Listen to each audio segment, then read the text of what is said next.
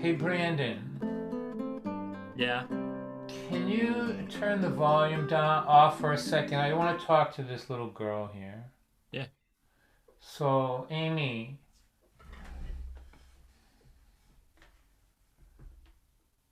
can you unmute yourself, Amy? Here, hang on. There you Hey. go. Hi. Oh, So, hi. I wrote your daughter's name down. Am I saying it right? Faria. What? How do you say it? Delia. Spell it for me. Thelia. Phelia. What a beautiful name. You know, my Thank mother's you. name in Greek was Fotigny, and it was a PH name as well. So, so pronounce it again for me. Delia. Philia. So, Philia, I'm glad that you're here. Welcome, and thank you for bringing the old people with you. And I'm always glad to see you. You make me careful about what I say, and that's important. But I'm glad that you're here. And if there's a song that you like, maybe not tonight, but next time when you come, if there's something, you let me know, and I'll play it for you. Okay? So um, think about it. If there's one that you like, and I'll be sure to play it for you next week. Okay? And I'm glad that you're here. So thank you for coming. I'm gonna go get ready to go to work now. But thank you for representing the great state of Kentucky here tonight.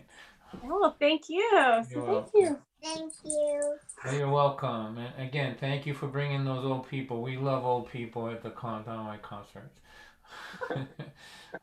All right, I'm out.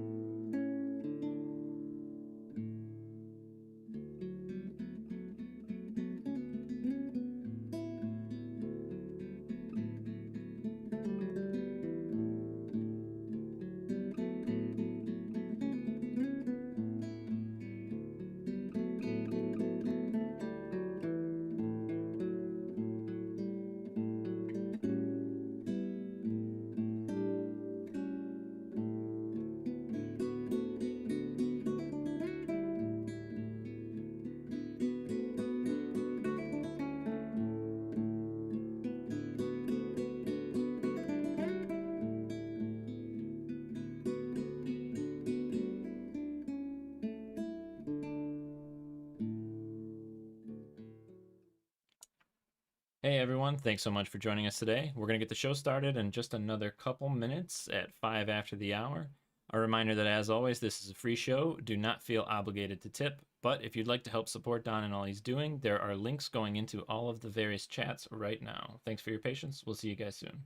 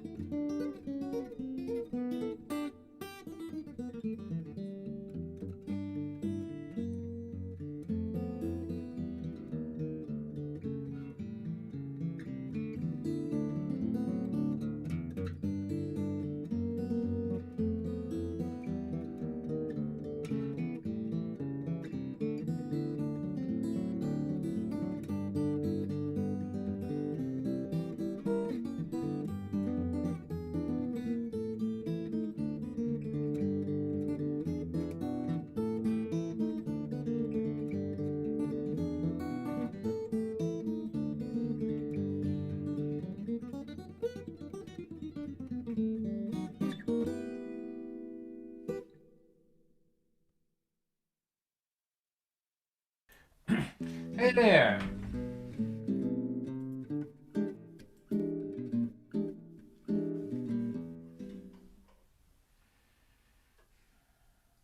Hi everybody, welcome. Here, hi Elizabeth, hi Kara, hi everybody, welcome. Well, here it is. It's Thursday night. We're doing what we do on Thursday nights. Well, I'm glad you're all here. We have a lovely show lined up for you tonight. So tonight, I'm just going to give you a little breakdown about how things are going. We're partnering. We like to partner with venues to just keep them alive and keep the word out. So tonight we're partnering with a venue called the Cat in the Cradle Coffee House, which is in Byfield, Massachusetts. And so this is how the night's going to lay out. I'm going to introduce a Ben from there, and he's going to talk a little bit about the coffee house, and then I'll come out and play till about I don't know, a little before 8 o'clock. We'll have a piece of poetry from a new poet just before the break, and then we'll break for 10 minutes, or like make 3 or 4 minutes, just enough time to sort of to stand up and stretch a little bit, and then I'll come back and play till about 20 past. So my part of this thing should be wrapping up around I don't know, 8:25 or thereabouts, and then we're gonna have an after party with some really special and wonderful guests. So how it's gonna start out is I'm gonna introduce Ben from the Ben Aramo from the Cat in the Cradle Coffee House. He's going to talk a little bit about how important these coffee houses are, how difficult it is for them, and what they mean to a community, especially one like the Cat in the Cradle, which is really a grassroots, all volunteer kind of place. and then he'll introduce me and we'll get going. So thank you for coming. Those of you watching on Facebook, hello, welcome over there, and YouTube over there, welcome. And so please, here's let me introduce you, Ben Aramo. So come on over to Ben. There he is. How you doing, everybody? Thank you so much for tuning in here tonight to see Don. Don, thank you very much for the warm introduction. We're so glad to be partnering with you guys for this great event every Thursday here, this Thursday at least. My name is Ben Aramo. For those of you who don't know me, I am the president and head of operations for Byfield Community Arts Center in Byfield, Massachusetts. For those of you who are familiar with the venue, you may be wondering where Heidi is today. She is retiring from the board of directors as of January of this year. So I'm taking over. I've been with the venue as the sound engineer there for about 4 years now. So I'm joined this year by Dave Hill as our new vice president, and Linda Allen as well, staying on the board as the treasurer. We have been working in Byfield here doing the Cat in the Cradle since about 2006 now. So obviously, as you guys can imagine, this year has been very, very difficult for venues and for artists, and whatever you do, it's a tough time this year. We unfortunately have not been able to hold a physical show, especially Cat and Cradle, since February of 2020. So it's been about a year now. Back in July of last year, as 2020 couldn't get any worse, we also noticed that our ceiling had a big old crack in it, and turns out that a support beam broke up there. So we have been instructed to stay out of the building. Otherwise, we'd be doing some live streaming from there like we wished to be doing by this time last year. Thank you to the town of Newbury, though, for willing to get your DPW guys down to the hall and work on it. But it's very unfortunate that the Cat in the Cradle couldn't take place this year so far, obviously due to what's going on in the world. But we are in for a terrific show tonight. Don White never lets us down. You guys have picked a great night to come on out and join in the party here and see what's going on. So hopefully by May or June, we're expecting all the work to be done down at the hall, and we're obviously hoping for some restrictions to be loosened and everybody to be happy and healthy and kind of just getting back to jamming with each other and hanging out with each other down at the hall. And we really can't ask for more than that. So take a look at our Facebook page here. It's the Byfield Community Arts Center. Take a look what's going on. Unfortunately, we don't have much coming up, and Don's kind of the only thing going on until about May right now. So thank you again to Don, and everybody enjoy the show. So ladies and gentlemen, Mr. Don White, take it away. Hey everyone, all right, thank you.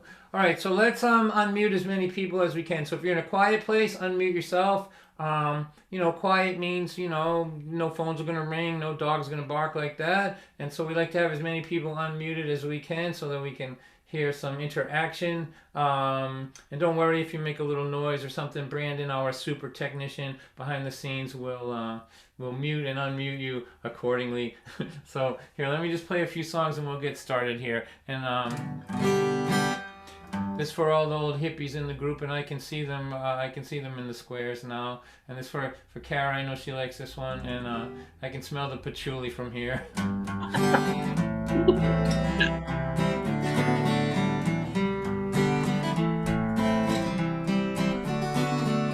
Shandy's grandma went to Woodstock back in 1969. She keeps her ticket stub in a chunk of mud at her house in the little shrine. She was always the girl in the hippie dress twirling at the shows by the Grateful Dead. If you ask her about it, man, you better sit down. Grandma will talk the ears right off your head. If you get her talking about the Grateful Dead, the Summer of Love, or the Kool-Aid acid test. Jenny was always in her glory, but she could hear the stories from her grandma's hippie friends about peace and love, taking care of one another, how great it all was back then. And that night she would dream of being on the bus with Keezy, seeing Jimmy in 69. But when she wasn't dreaming, she always had the feeling that somehow she'd been born in the wrong time. You know, you should have been 20 in 1969. All the gray-haired hippies say that all the time. But the cool grandchildren of the cool young women who danced in the Woodstock mud are living on the beach in Montezuma, Costa Rica, having all kinds of fun singing. There's only 1 minute if you're not living in it, it's never coming back again. I love you, Grandma, but Baba Ram Dass never said, be there then.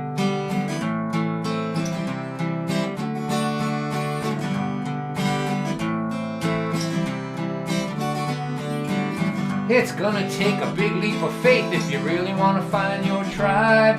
Those were the first words Jenny heard in a song that she found online. And that summer she drove all the way to Minnesota to the Shangri-La Festival. And there they all were, all the people like her, who grew up believing that they were all alone.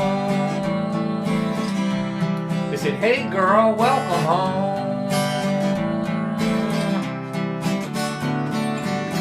Grandchildren of the cool young women who danced in the Woodstock mud are driving down the road all the way to Minnesota, having all kinds of fun singing. Jimmy and Jerry are dead and buried, and they're never coming back again. Love you, Grandma, but Baba Ram Dass never said, be there then.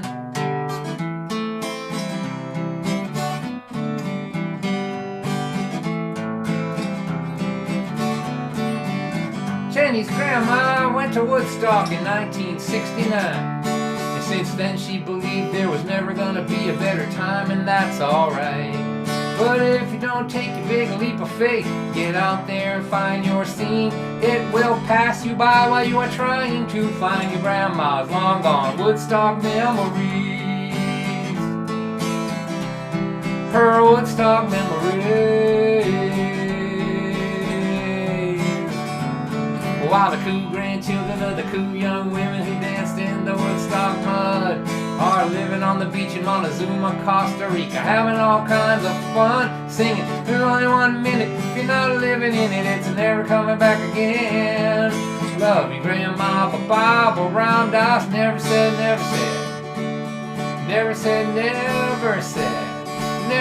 be there then.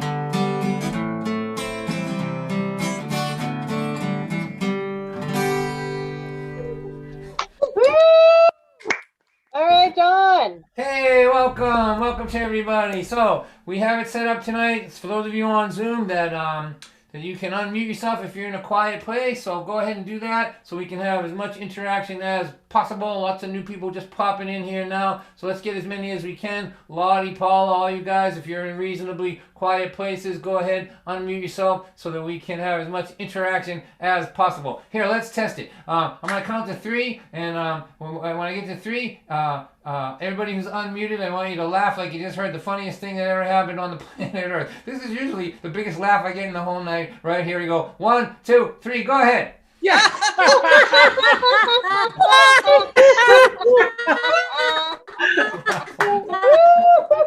All right. This show is already a huge success. That's right. All right. I know a wife and a husband. Oops. I know a wife and a husband. They had a shiny little kid. When that kid turned 16, you won't believe what he did. He smoked a lot of marijuana. He did some other things too. Told his parents he was gonna drop out of school. The father pounded on the table. The mother hollered and she screamed. They run him down to the doctor. Doctor, what does this mean? He put them all on Prozac. Right then and right there. He said, you'll still have your problems, but now you just won't care. And he prescribed a little therapy, some supplementary drugs, but he didn't write a script out for a little more love. Just a little more love. What the heck could it hurt? It might not fix nothing, at least it won't make things worse. When you're looking at your lifetime from the end when you are done, you know it might look a little better. See a little more love. I know a wife and a husband, and they had a shiny little kid. When that kid turned 16, You won't believe what she did. She said, Mom, I'm sleeping over Susan's. That was just a big lie. But what she really was doing, staying out all night. And when her parents found out, they cried boo-hoo-hoo. Then they called the radio talk show. They asked him, what should we do? He said, send her off to boot camp. That was his advice. It was good for his ratings, but it wasn't very nice. Just a little more love. What the heck could it hurt? It might not fix nothing. At least it won't make things worse. When you're looking at your lifetime from the end when you are done, you know it might look a little better. See a little more love. I can see that you're a tough guy. You won't be pushed around. You're not gonna take it. You're good at putting your foot down. You might get killed by lightning. You might get hit by a truck. But if you're not that lucky, you know you might just wind up spending years in a rest home without a whole lot to do. But look back on what you did with the time God gave you. Just a little more love. What the heck could it hurt? It might not fix nothing. At least it won't make things worse. When you're looking at your lifetime from the end when you are done, you know it might look a little better. Big, rough, tough guy to see a little more love. It might look a little better. See a little more love. Woo! All right, Dawn. Hey, Dawn. The crowd going wild. The crowd is going wild tonight. This is a wild crowd. All right, so that song reminds me of one I haven't sang for a while. This is my daughter's bedroom right here. That used to be. This was where she was a teenager, and there was writing on the wall, poetry, and all kinds of teenagery things happening in this space here. And so I'm gonna sing a song for you that I wrote when she was a teenager after we had this huge fight one day. And man, my daughter was so much like her father that when I looked at her in those days, I was simultaneously charmed and horrified. That's right, I was horrified because she was so much like me. Loved to be in trouble. She turned out great. She's the best person ever. But during this time, there was a lot of she was rebelling. I was thinking that if your teenager doesn't rebel against you, you have to take them to a doctor, don't you? I mean, that's kind of their job, isn't it? Like doctor, this child won't rebel. Whatever? Where did we go wrong? Where have we done wrong? We leave whiskey in the cabinet not locked. They don't drink it and fill it up with water or anything like that. We just don't know what to do. But fortunately for us, we didn't have to take our daughter to the doctor. She did plenty of rebelling, and so we had this fight. Here, I'm just going off script. I mean, I'm just talking to a computer screen. I think I can do whatever I want, really, in this situation. Well, let me just go off script a little bit and tell you. The teenage years, they were tough because, prior to that, they're good. Like my daughter was a straight A student, right? Straight A student, and then all of a sudden she got like a couple of D's on her report card, and we were traumatized. We were gonna take her to a psychologist. We were just didn't know what to do, right? So this is a story about my bloodline. Okay, and my mother. So just remember what I just told you about my daughter and her report card. Now let's digress for a minute to my mother. My mother was a punk. She was born in the wrong time. She would have went to Woodstock. She would have hitchhiked around the country. She would have followed the Grateful Dead. She would have done everything. But she graduated from high school in 1946, and there was nobody to be a rebel with. She wanted to be a rebel so bad. It was just her and James Dean, and that was it, right? So she lived vicariously through my rotten friends. And because I'm a good son that I am, I acquired a whole mess of rotten friends for my mother to hang around with. But we've been cleaning this house up because we're trying to sell it, and we found my my suspension slips from when I was a kid. We found my mother's suspension slip from when she was a kid. Not just high school, but junior high school too, like middle school too, right? So the bloodline just likes trouble and has a real issue with authority, right? Being told what to do. So it's in the blood all the way through. So we have my daughter's report card. It had like a C and a D, and maybe just 2 C's, right? But it was a crisis in our family. And we bring it over to my mother, and we're saying, Mom, my daughter's right here. I'm like, we don't know what to do. She was a straight A student. We don't know what to do. And my mother, this is true. I'm telling you a true story now. My mother, like, got this look in her eye, and I recognized it. And it put a chill through me because I knew something was going to happen that I wasn't going to be happy with, right? So she got this look in her eye, and we're crying and moaning, and what are we going to do? Should we get her a counselor or what, like what, all that, right? My mother goes upstairs, comes down, and hands my daughter one of my report cards. And it was like D, D, F, D, D, like that. And then she said to me, I've been waiting 20 years for this moment. What's it called? And she did. She waited that whole time for that. That's my mom, right? So anyway, I had this fight with my daughter, and I wrote this song for her, and I put it on her pillow so that she could read it without me having to talk to her. Do you know what I mean? Like during those days when we were fighting a lot, we couldn't talk really, but we could write to each other. Because when you go to write something down, some part of you knows that it may live longer than you. So you tend to be a little more thoughtful about it. I actually learned this from a teenager who taught me this about, she did it with her mom. And so I wrote the lyrics down and I left them on her pillow so she could read them. And so the idea of the song is that let's you and I try not to say anything too hurtful to each other that will last longer than the difficult time. This is a normal difficult time. Kids are supposed to,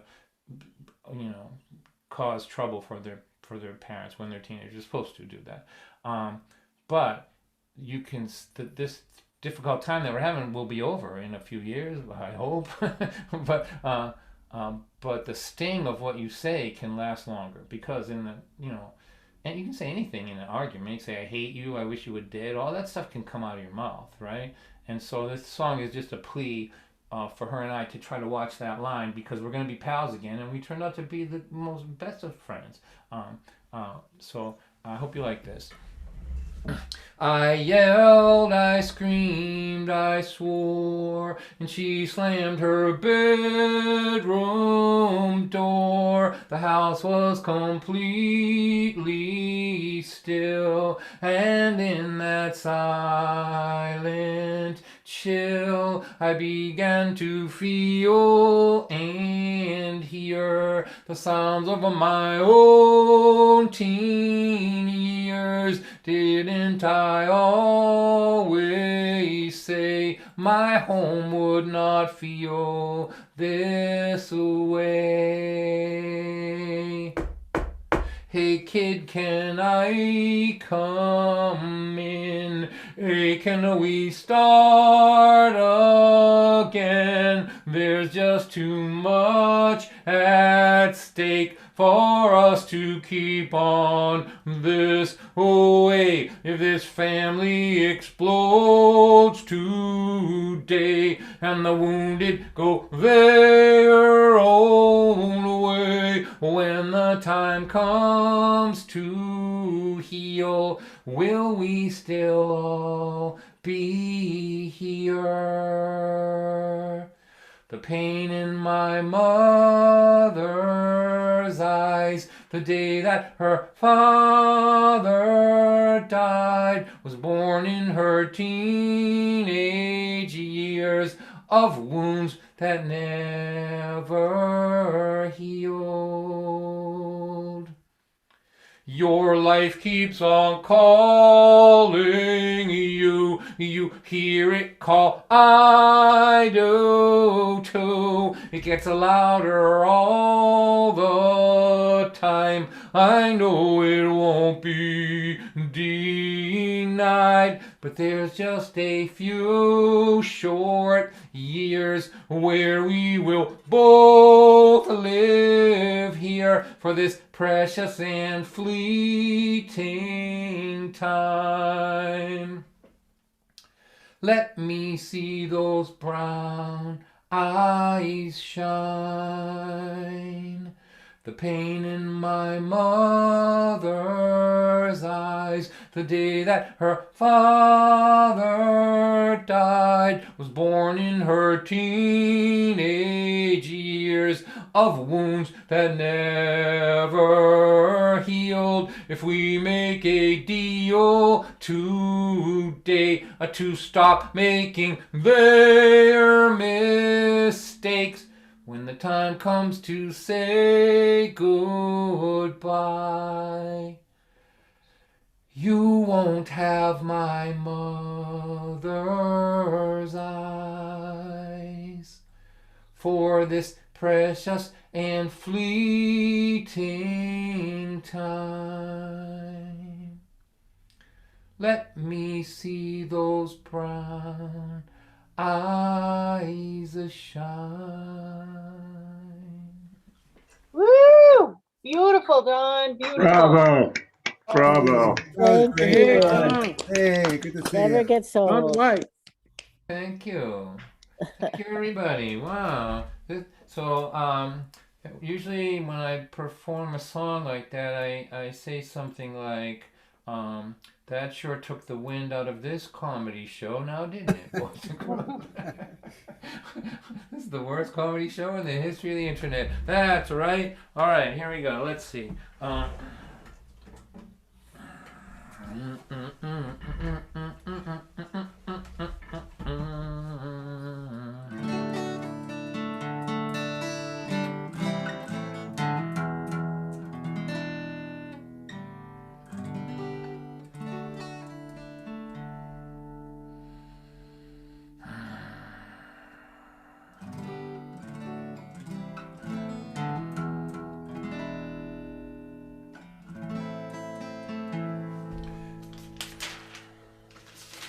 I wrote down a bunch of songs because I hate these moments when I can't think of what to do.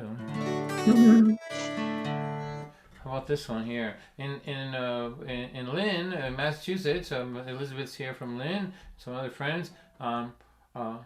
Weed is legal here in Massachusetts, and so I'm okay with that. I don't mind it, but I wrote this song here. This is a song about a couple of my concerns. I am a fan of conversation, and I'm afraid that conversation is suffering a great deal now that, that weed is everywhere. Like in Lynn now, you can't go anywhere and not smell it. It's coming out of every place, including police cars and kindergartens and churches and everywhere. And so here's a song just about my thoughts on this. Here, it's called "This Is Nothing." I sat around with a bunch of stoners. I listened to them talk all night long. They were sure that their conversation was deep with meaning.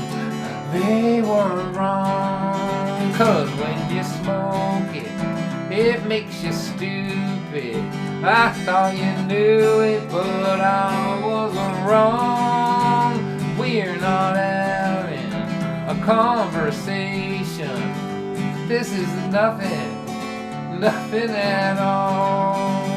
My friend Harry lit up a fatty to celebrate my brand new job. I watched his brain float out of my window. He left me talking to an empty block. 'Cause when you smoke it, it makes you stupid. I thought you knew it, but I was wrong. We're not having a conversation. This is nothing at all. All right, so I'm gonna get into character now. I'm gonna droop my eyes a little bit. I'm gonna pretend that I'm 19 in the basement of my friend's mother's house. They're away for the weekend. My friend is across the room from me behind a big cloud of smoke, but I can see by his face that he's gonna say something deep and meaningful that he is sure is gonna change the entire trajectory of my life because it's such an important thing. This is what he says. Let me slow the song down to stoner speed. Here we go. What if our whole life was just a dream, man? What if we're dreaming this right now? I forgot what I was just saying. Let's order pizza. Pizza, wow. Cause when you smoke it, it makes you stupid. I thought you knew it, but I was wrong. We're not having a conversation. This is nothing at all. It cures glaucoma, it cures insomnia. Some people say that it is a cancer cure, but it does not cure incoherent conversation. That's for sure. Hey, Don. I love it. Hey Neil, how are you, buddy? Good to Good. see I you. can smell it from here, you know? Listen, I don't want any of you people to get me wrong about this. I don't care what you do. I don't smoke it myself, but you go ahead and have at it. Let me put this in gallery view. Look at all the smoke in these squares. Oh my God. Everybody out there, it's okay. Just have as much fun as you want. Elizabeth, you're 80 years old. Put that spleef down. What's wrong with you? Maybe that's how you live to be 80. I don't know. All right. So I'm going to put this out here for my friend Antonio. He lives in Maine, and this is a story about Maine. I lived in Maine. It's a song about Maine. We lived in Maine. My wife and I had hitchhiked for 3 years. You know, and then when we got to Maine, we were just there. And we had like no money, no nothing, no marketable skills, nothing. We didn't know what we were doing. Like we were excellent hitchhikers, but we kept looking in the paper, but nobody was hiring hitchhikers in those days to do anything, right? So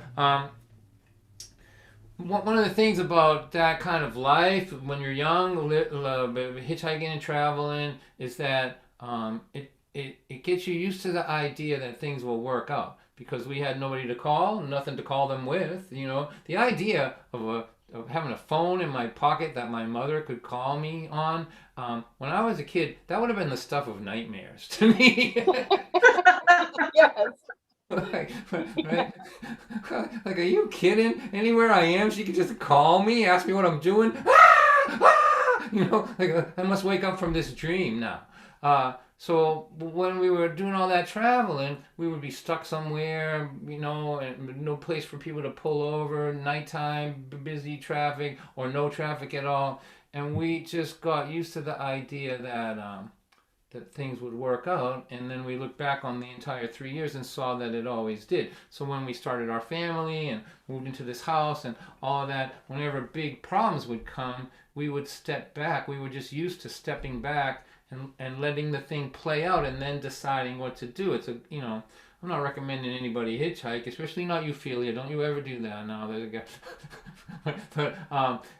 But this idea of not making bad situations worse, and just trusting to see that it will come out, has really benefited us a great deal.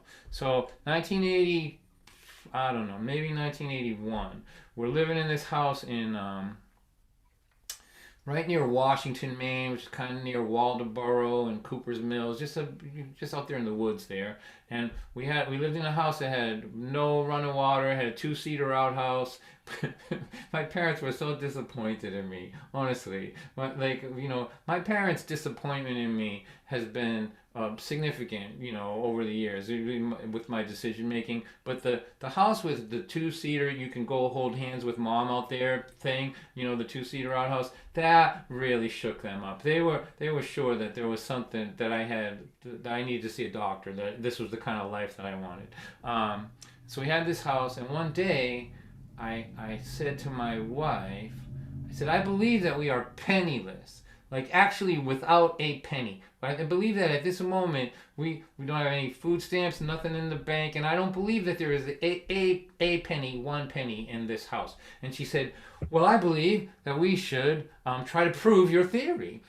So we went into the closet and stuck our hands in all the jacket pockets to see if there was any money in there. No money, not a single penny. And I go, I know, there's always, I stuck my hands in the couch, between the cushions of the couch, and she was watching me, and I'm like, put my hand in, and I went, ha, ha, ha, ha, nope, that's a cough drop, wait a second, we'll go down another one, nope, this is a Cheerio, nothing, not 1 single penny.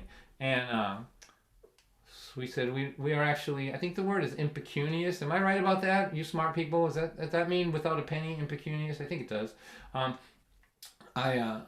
So we just decided that we would dance, like at the end of Zorba the Greek. You know that movie, Zorba the Greek, when everything they build crashes into the ocean, and the young man says to Zorba, we spent all our money, all this whole year building this thing, and now it lies in ruins in the ocean. What should we do? And Zorba said, I believe we should dance.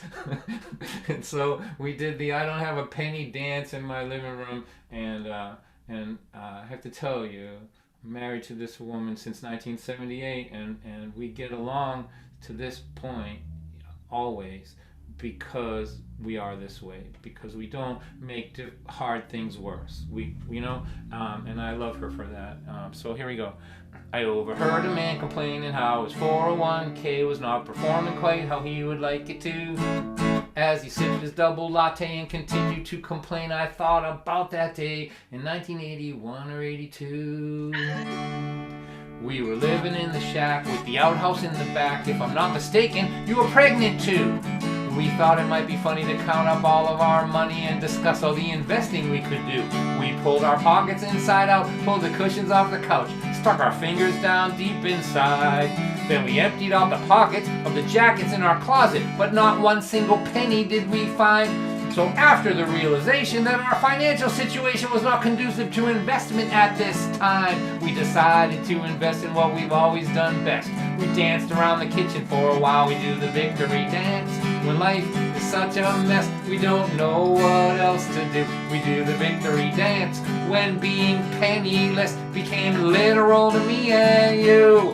Well, you could jump off of a building, take a bunch of pills, or you could walk around in a trance. But if you wake up in the morning on the right side of the lawn, go on, do the victory dance.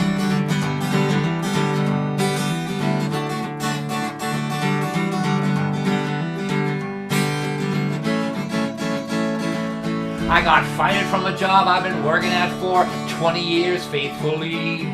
Oh dear, oh God, oh my, how will I ever survive without a corporation taking care of me? I was so stressed out for weeks, couldn't eat or sleep, didn't think things would ever turn my way. Then a couple months went by, I began to realize I really hated working at that place. So I started working for myself, improved my mental health. Now I'm happier than I've ever been before. Oh dear, oh my, oh God, I should have quit that stupid job 19 years ago. I do the victory dance when my life forces me to go out on my own. Then I just declare victory and I march my army home. There are things you can't control, things you'll never know. Some things are always left to chance. If you're a clerk or you're a farmer, work from home in your pajamas, do the victory dance. When your life forces you to go out on your own, just declare victory and then march your army home. There are things you can't control, things you'll never know. Some things are always left to chance. But if you wake up in the morning on the right side of the lawn, If you're a clerk or you're a farmer, work from home in your pajamas. If the world has gone to hell and you're carrying around a gigantic bottle of Purell. You're stuck in a tiny house with your children and your spouse. And they canceled all your shows and you got nowhere to go. Now you're sitting in your room playing concerts on Zoom. What? And you wonder what it means to play songs to a computer screen. Across the top are little squares. And all your friends are trapped inside of there. And you say to your friends who are trapped in the squares, give me a sign, let me know you're all okay in there. Someone just held up a sign that said, save me. You know, trapped in a square on a computer screen is just a big metaphor for quarantine. If you lose your money, but you still got your honey. If you lose your honey, but you still got some money. You find it hard to cope because your kids are all on dope. Don't surrender yet, try not to forget. In this game of life we're in. In this game of life we're in. In this game of life that we are in. If you don't die, you win. Oh, nice. Bravo. That was awesome. Oh my gosh. You guys are the best. This is the best. Honestly, it's just good. So those of you watching on YouTube over here, hello and welcome. And I respect your anonymity. Oh, you over here on Facebook, love ya. You know, it doesn't bother me that you're scrolling past cat videos while I'm doing a concert. It's okay. It doesn't matter. I love ya. If you can share this thing over there, that's good. I love that too. So let's see, this is what's going to happen. I'm going to play another song. We're going to have maybe a song or two. We're going to have our Poets Corner, a piece of poetry that we've been instituting here, about us starting up here, a little piece of poetry to just before we take a break. Then right around 8 o'clock, we take a 3-minute break, and then that's just a chance to donate if you want to. You don't have to. Believe me, if you don't have any money, I love you, and you're always welcome where I am. But if you do, we'll be sharing some of the money with the Cat in the Cradle Coffee House, trying to get their roof fixed for them. And then I'll come back, play till about 20 past or so. And then we have some really cool special guests for the after party, and you're welcome to hang around for that. So Brandon, I'm going to play 2 Vagabonds now, so just want to let you know that. So that last song made me think about my wife, and we're going to sell this house, I think. We've been in it 30 years now, and having a lot of emotions about it. I've been with her since I was 16 years old. Do you believe that? That's pretty amazing, isn't it? I mean, I don't want any applause or anything, but I just look back and I'm just amazed that we've been together so long, and raised these kids, and you know, the early years we weren't behaving great. I certainly wasn't. I think a lot of people lost the pool on me when I lived to be 21. Really, that's what I think. But we did pull it off, and everybody's good around here. And I'm crazy about her. Like I don't know how common that is for somebody married, 4 decades to be crazy about their spouse, but I am. She makes me laugh. She's just a good pal and a partner. So we went out for coffee this morning, and when we came back, we were getting out of the car. And when we get up from the resting position to the upright position, we make sounds. We make low moaning animal sounds. Like sounds like kind of like a slightly wounded animal would make. You know what I mean?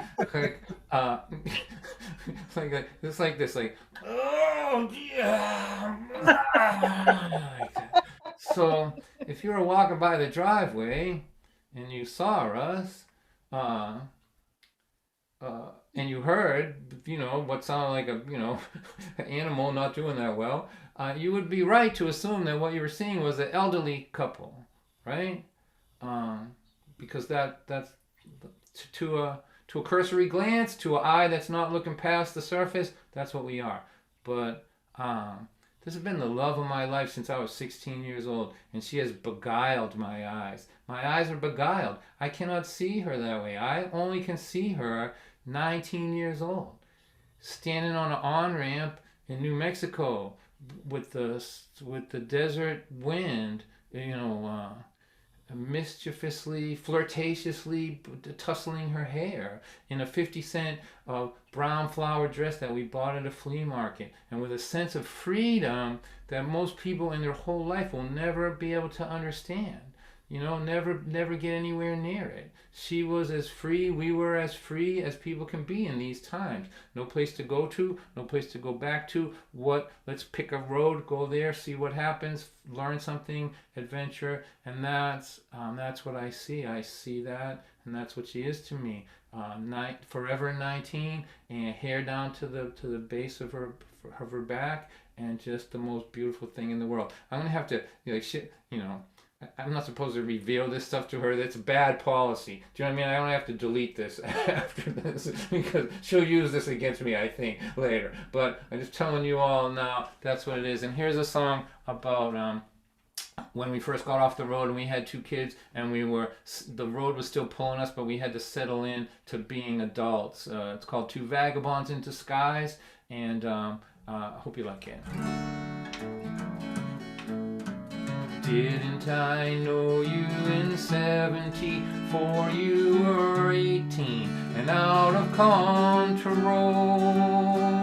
hitchhiking far and wide for 10 months at a time, sleeping by the side of the road. All day long you would walk, hiking boots, Birkenstocks. You lived on black beans and rice. The wind in your hair, my friend, the freedom you knew back then still can be seen in the eyes of a watchman with 2 kids at his side. Didn't I know you in 74? You were wild, you were out of your mind. Ram Dass and Alan Watts all night in truck stops, your poetry on highway signs. The road was your teacher, then sleeping on beaches and reaching for things in the sky.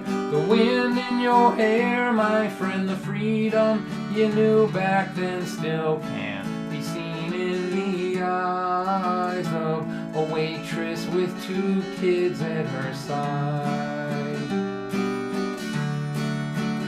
When it's midnight, I work the graveyard shift.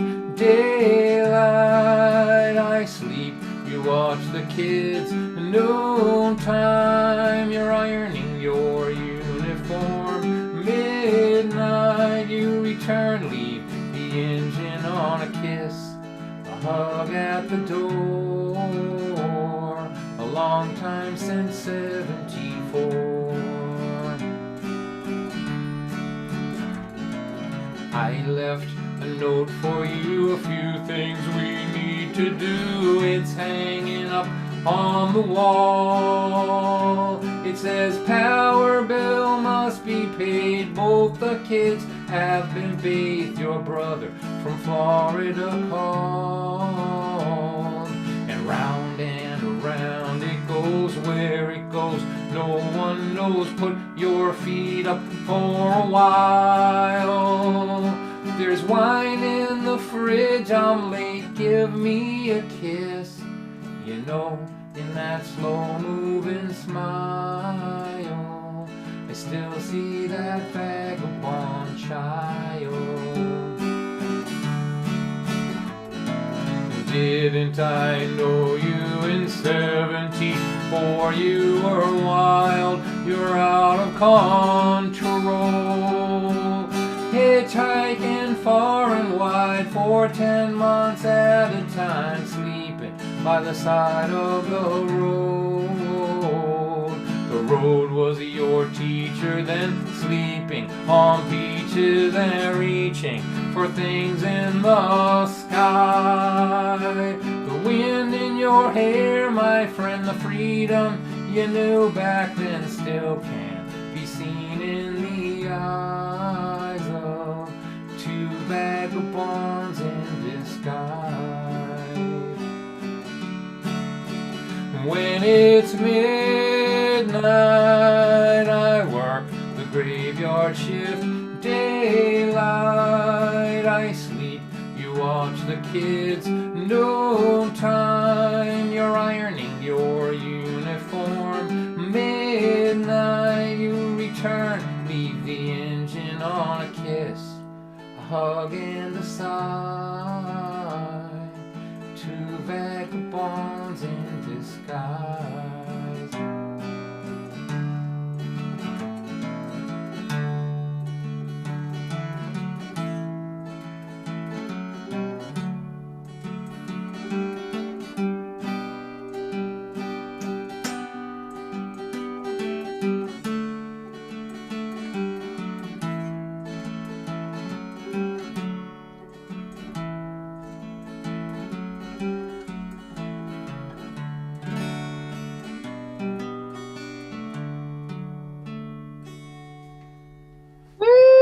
Yay. Get it done.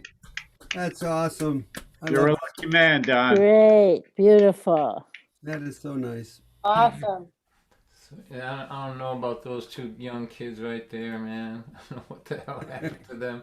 Like, man, that photograph was taken in Amarillo, Texas, in 1975. Just no place to go to, no place to go back to. Let's see what's gonna happen. Then when I got back to Lynn, I live in this factory town here, which there's not a lot of people reading Shakespeare or doing anything. It's much more of a blue collar environment here. And boy, when I got back after all of that travel and meeting new people every day whose worlds were so different than mine, it was really hard for me to cram myself back into working a day job. Like my bosses would I had bosses all of a sudden they're like, you have to do what I tell you. I'm like, what? I have to do what? What? At what? Every day at the same hour? I have to come? Are you kidding me? So there you go. So what I'm gonna do now is oops, sorry. So we have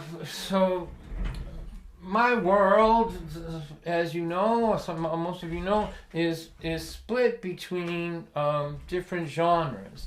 I was a stand-up comedian for a while. There's a mess of that in me. I hung around with Jack Powers at his poetry readings in Cambridge, which were as wild as anything that you could imagine. Stone Soup it was called. I don't even know how to explain a Cambridge, downtown Harvard, Central Square, Cambridge poetry reading, full of lunatics in, I guess it would have been the late 80s or so, and then the storytelling world opens itself up to me probably 2014 or 15, so all of a sudden I have all of this influence and then music and all of that, and so I like the idea of going of a program that has poetry and music and story and song and comedy in it, and it's impossible to sell it to anybody. The club owner, he's like, we got rid of these poets and storytellers, we could have a good comedy club here or whatever like that. But I like that. And so since this is my Thursday thing, I'm making it to my taste. I'm inviting people in it that I want to see. So tonight is very special. I'm going to introduce you to a poet. Her name is Paula Lepp, and her story is that she always wrote. I mean, she can confirm this with me, but I believe this is it. But then, had children and sort of put it aside. But I don't think it got rusty. I think it got savory. Do you know what I mean? I think it cooked down in there. And when now that she's starting doing it again, it's just explosively good in my opinion. And so I can't wait to introduce you to her, introduce her to you. She's going to fill up our poetry corner here. Then we'll take a very short break, 3 or 4 minutes. If you can donate, that would be great. The information will be in the chat on all the things, and it'll also be up on this screen, and I'll be back and play till about 20 past.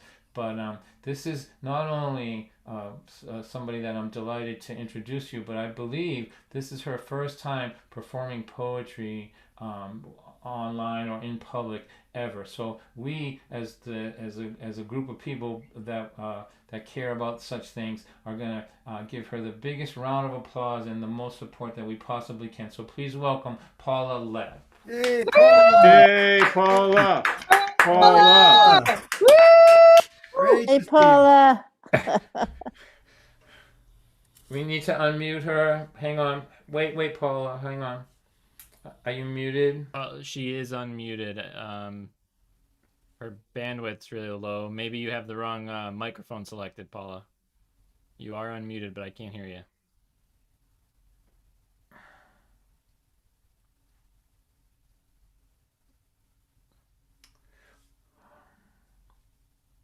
Yeah, just check your microphone in Zoom. Go to the bottom left where the mute microphone is. There's a little up arrow button.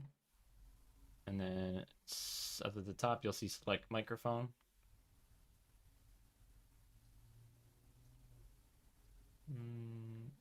Checked. There you go. Hey.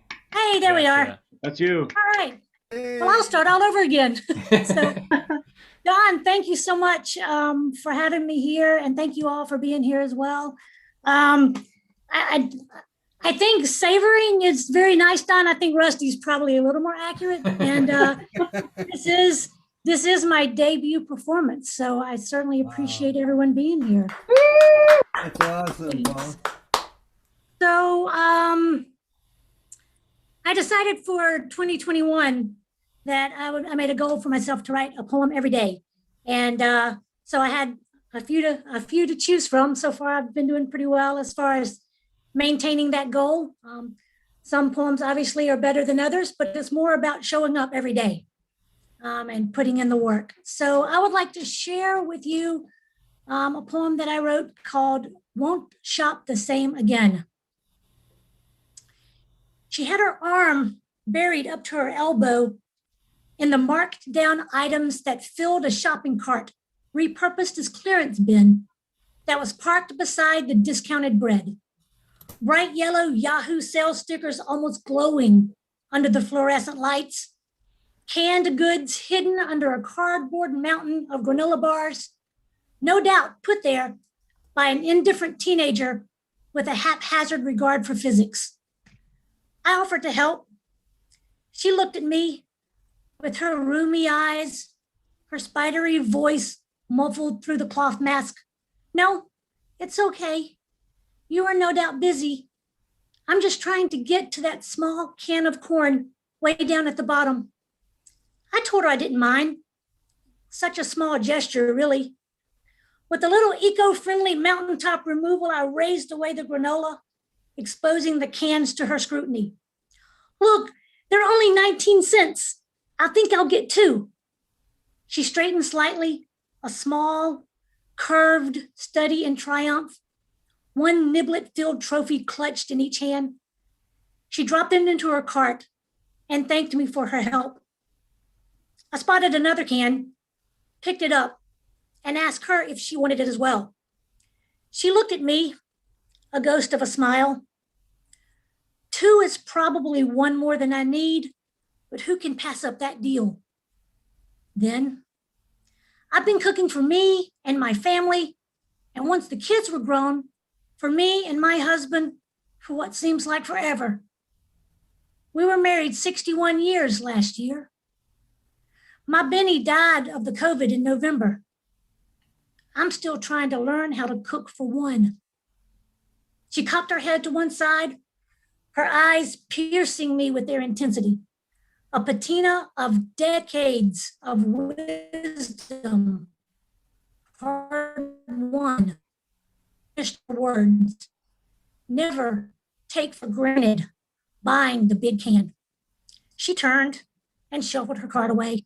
And oh, the weight of that small can, so incredibly heavy in my hand.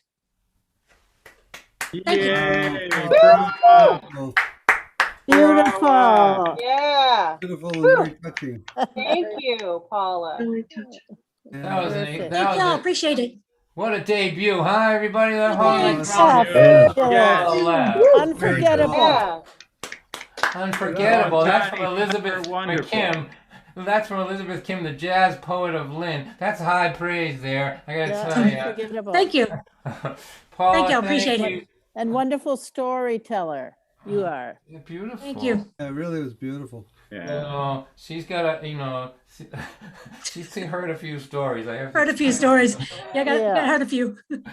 Well, thank you, Paula. So, we're gonna take just a 3 or 4 minute break. We're gonna put information up if you want to donate. Again, no pressure if you don't have any money. I understand that, and my heart is with you. But if you can, we'll give a piece of it to the coffee house in Byfield, Mass, so that they can stay alive over there. And I'll be back in 3 minutes. I'll play till 20 past or so, and then we'll start our after party. So I'll see you in just a little bit. One more time for Paula Let, please. All right, Paula. Bravo! Good Come on, debut, Paula. Paula. More.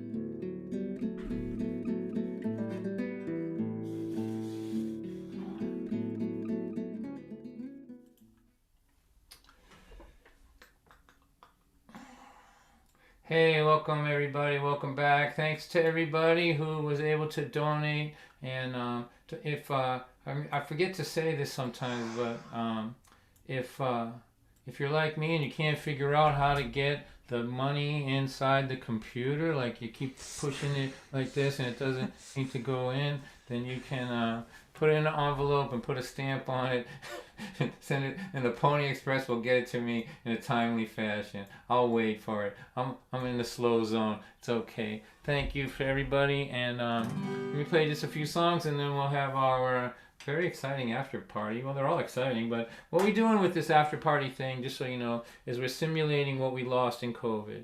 We're using technology. You know, if this was at the Me and Lee or at the Cat in the Cradle, you know, a good chance that after some of the audience would stay and we'd sit around in a circle with the musicians who were there in the audience and whatever, and we'd play and sing and talk and tell stories. And so this is what we do, and it's really it's good fun for me. So you're welcome to hang around. Again, you know, if you got a long ride home, go ahead, get an early start on that. Our kids are grown. Our kids are grown. They're both in their 20s. They live at home. They are never gonna leave. And why should they go? They've got it good here, you know. Their food, their phone, their rent is free. They would have to be out of their minds to leave. But I was thinking, what if things were different? You know, living here at home with you and me. What if we decided we could act like they both did when they were in their teens? So wake up, mama, climb out of this window. I have got the key. Let's steal our daughter's car. And we will both get really drunk, or we'll put a big dent in her trunk. And we'll drive real fast down the thoroughfare. If we get a speeding ticket, hey, we won't care. We'll be the ones up all night acting wild. And they'll be the ones up all night worrying. We got mama, climb out of this window. Come on out and be 16 with me. Picture our kids calling all of our friends up and then asking them if they know where we are. Of course all our friends will lie and say they ain't seen us all night. But we'll be standing right beside them while they're on the phone, smoking and drinking and carrying on when we come strolling home on Sunday morning. You know, around 10 o'clock while the neighbors walk to church. Our kids will ask us where we've been, and then they'll ask us again. And we will just make up a great big lie and swear that it's the truth until the day we die. And they'll be the ones trying to find the truth out. And we'll be the ones who are lying through our teeth. And under pressure, we'll confess that we had unprotected sex. That will gross them out so much they might just start to think about moving out. If turnabout is fair play in this life, then what better way to encourage them to live than to give them both a dose of what it was like to live with them when they were in their teens. So wake up, mama, climb out of this window. I have got the key. Let's steal our daughter's car. And we will both get really drunk, and we'll put a big dent in her trunk. And no one will know where we are until we come home in a police car. We'll be the ones up all night acting wild. And they'll be the ones up all night worrying. Wake up, mama, climb out of this window. Oh man, be careful, you're not as young as you used to be. That's 40 feet down there. I should have brought a ladder probably. You know what? The kids are both drunk and passed out. Let's just go out the front door. Come on out and be 16 with me. Right on. Love it. Alright, here we go. So now, when gonna read something for you. You get some storytellers here. Reading out of a book is a high crime and a felony, but in my show, I can do what I want. All right, so here, this is a story from my book. My book is called Memoirs of a C Student. That's the name of my book, Memoirs of a C Student. You see what this is? This is a picture of a desk that used to have an inkwell in it. That's right. In my school, way back there in the old days, these kind of things were made out of wood, and they had people's names and obscenities carved in them. That you had to move your paper around the side so your pencil wouldn't fall in a crater and tear your paper. But that's okay. That's a side issue. This is a story from my book, a short story, a piece of a longer story about a wedding that I went to in the 80s. In the 80s, I was hanging around a bar before I quit drinking. It was called Frank's Bar. And Frank's Bar was the wildest place you've ever seen in your life. I'm not kidding. I don't know how to explain it to you. It was whatever you're not supposed to do in a public establishment was okay to do in that place, right? So that you just use your imagination on that, okay, boys and girls? We were driving over to Nahat, my wife and I, to go to a wedding, and I knew the bride, but I didn't know the groom. And I asked her about the groom, and my wife said, the only thing that I know about him is that he's been barred for life from Frank's Corner Bar. That he's been he's been barred for life, can't go in there. And as we were driving over, I knew I had seen the most unbelievable things in that place, things that I can't even really speak them, right? And I just thought to myself, what would you have to do to get barred from that environment? What possibly, I was fascinated by this person, fascinated by him, and I couldn't wait to meet him and see what somebody looks like who's got barred from the most Wild West place in the most Wild West city in this hunk of Massachusetts. So here we go. This is called The 5 Minutes. At the time of her sister's wedding, Deborah was 21. 2 decades of multiple sclerosis had twisted her into this tiny, contorted young woman. She sat in her wheelchair at a table with her family near the dance floor. The muscles in her neck had long ago surrendered the fight to keep her head held up. Her head rested upon her shoulder, giving her, I thought, a skewed view of the proceedings. As the party was winding down, the DJ played a slow song. It was a waltz. I watched the groom, this is the guy, walk over to Deborah. He bent down, tucked his 2 hands under her arms, and lifted her out of the wheelchair. Her legs stayed curled up beneath her as he carried her onto the dance floor. Her chin rested upon his shoulder. The floor cleared. Everyone stopped and watched. When the groom's back was to our table, we could see Deborah's face set upright atop his shoulders and looking wide-eyed around the room. Her body was hidden from our view. It would have been easy to picture her face attached to a young, healthy girl moving perfectly in step with him, except that her face could not conceal her lifetime in a wheelchair. Both of her sisters are absolutely gorgeous. They are petite and stunning. It seemed reasonable to assume that they have each had more than their fair share of attention from young men. I pictured the perfectly coherent and articulate girl behind Deborah's eyes peering out at a world that routinely bestowed upon her sisters all the experiences that mark the stages of a girl's journey to adulthood. She was sitting in her wheelchair when her sisters went out on their first dates, when they went to and returned from the prom, and here she was again today at Dawn's wedding. This face that looked at us from the shoulder of her dance partner was that of a young woman who had spent her life silently watching as the dreams of other people came true. This was a face that never expected to be beautiful. Now, through the spontaneous action of her newly anointed brother-in-law for 5 minutes at her sister's wedding, and for the only time in her life, she was the belle of the ball. She ruled the dance floor with the handsomest man in the building. She was, in the eyes of everyone in attendance, and presumably in her own mind, quite simply, the most beautiful woman in the world. She looked to me as if she would burst. When the music stopped, the man who was barred for life from Frank's Corner Bar placed her gently back into her wheelchair, kissed her on the forehead, and disappeared into the crowd. Ta-da! Oh, no. Bravo. Hey. Bravo. Thank you. Just to elaborate on that story a little bit, it's always amazing to me.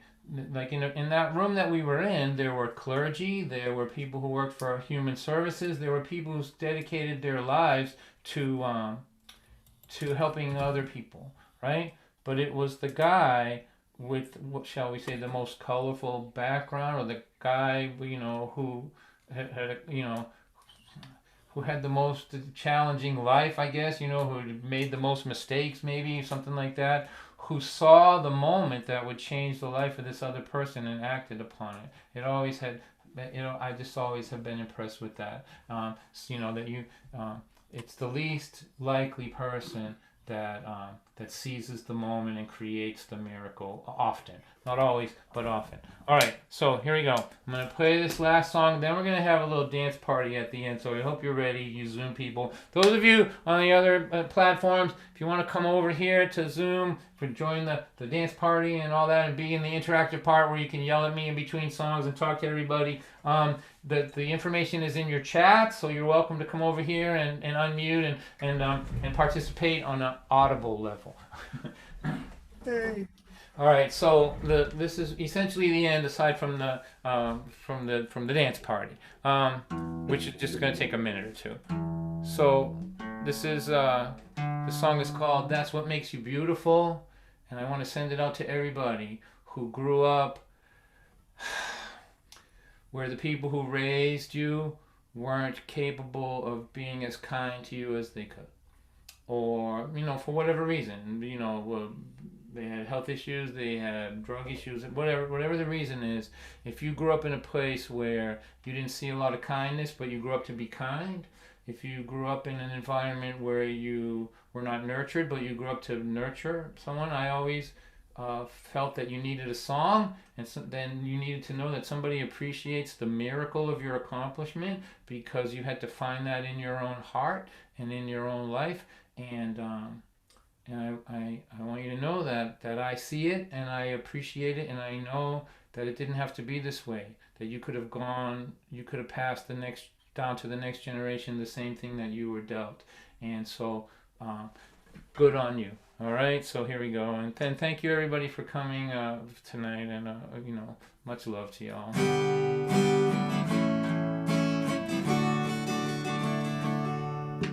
You were taught by your world that empathy and kindness were the kind of things that made a person weak. They said push and grab and fight every minute of your life, and trample those between you and what you believe you need. But from the moment you were born, in your heart there was a song you could hear through all those years of fear and insecurity, singing cruelty's always weak, but love and empathy are strong enough to break the chains of selfishness and greed. Gentle is the strongest thing to be. You know it is not your fault that heroin and alcohol made them both too ill to give their children what they really need. But you know, it sure would have been nice to be encouraged once or twice, to feel safe at night, or to have a life with just a little normalcy. From the moment you were born, in your heart there was a song you could hear through all those years of fear and insecurity.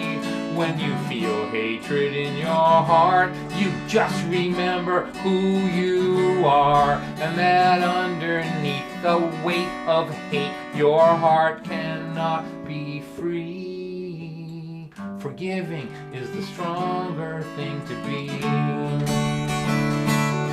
It's not the color of your eyes, not your hypnotizing smile. It's not any of the many things that everyone can see.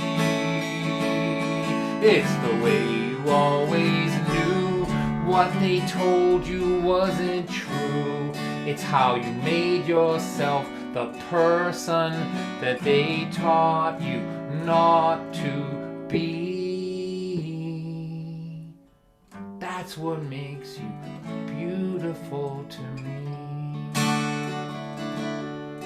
You In a young man's eyes see beauty in what is on the surface, not within. He will walk past what is beautiful to be near the thing that shines. But these old men, I see beauty in the story, in the journey. They have seen too much to be fooled by what attracts a young man's eyes. From the moment you were born, in your heart there was a song you could hear through all the years of fear and insecurity. There was nothing that this world could do to crush the love inside of you. Under neglect, abuse, and selfishness, you were caring, kind, and generous. It is the lonely road that brought you here. It's how all alone you persevered. It's the defiance and tenacity of your heart song of humanity. That's what makes you beautiful. That's what makes you beautiful. That's what makes you beautiful to me. Yay, bravo. I love that song, Don. Beautiful, Yay, Don. Don. Really Absolutely beautiful.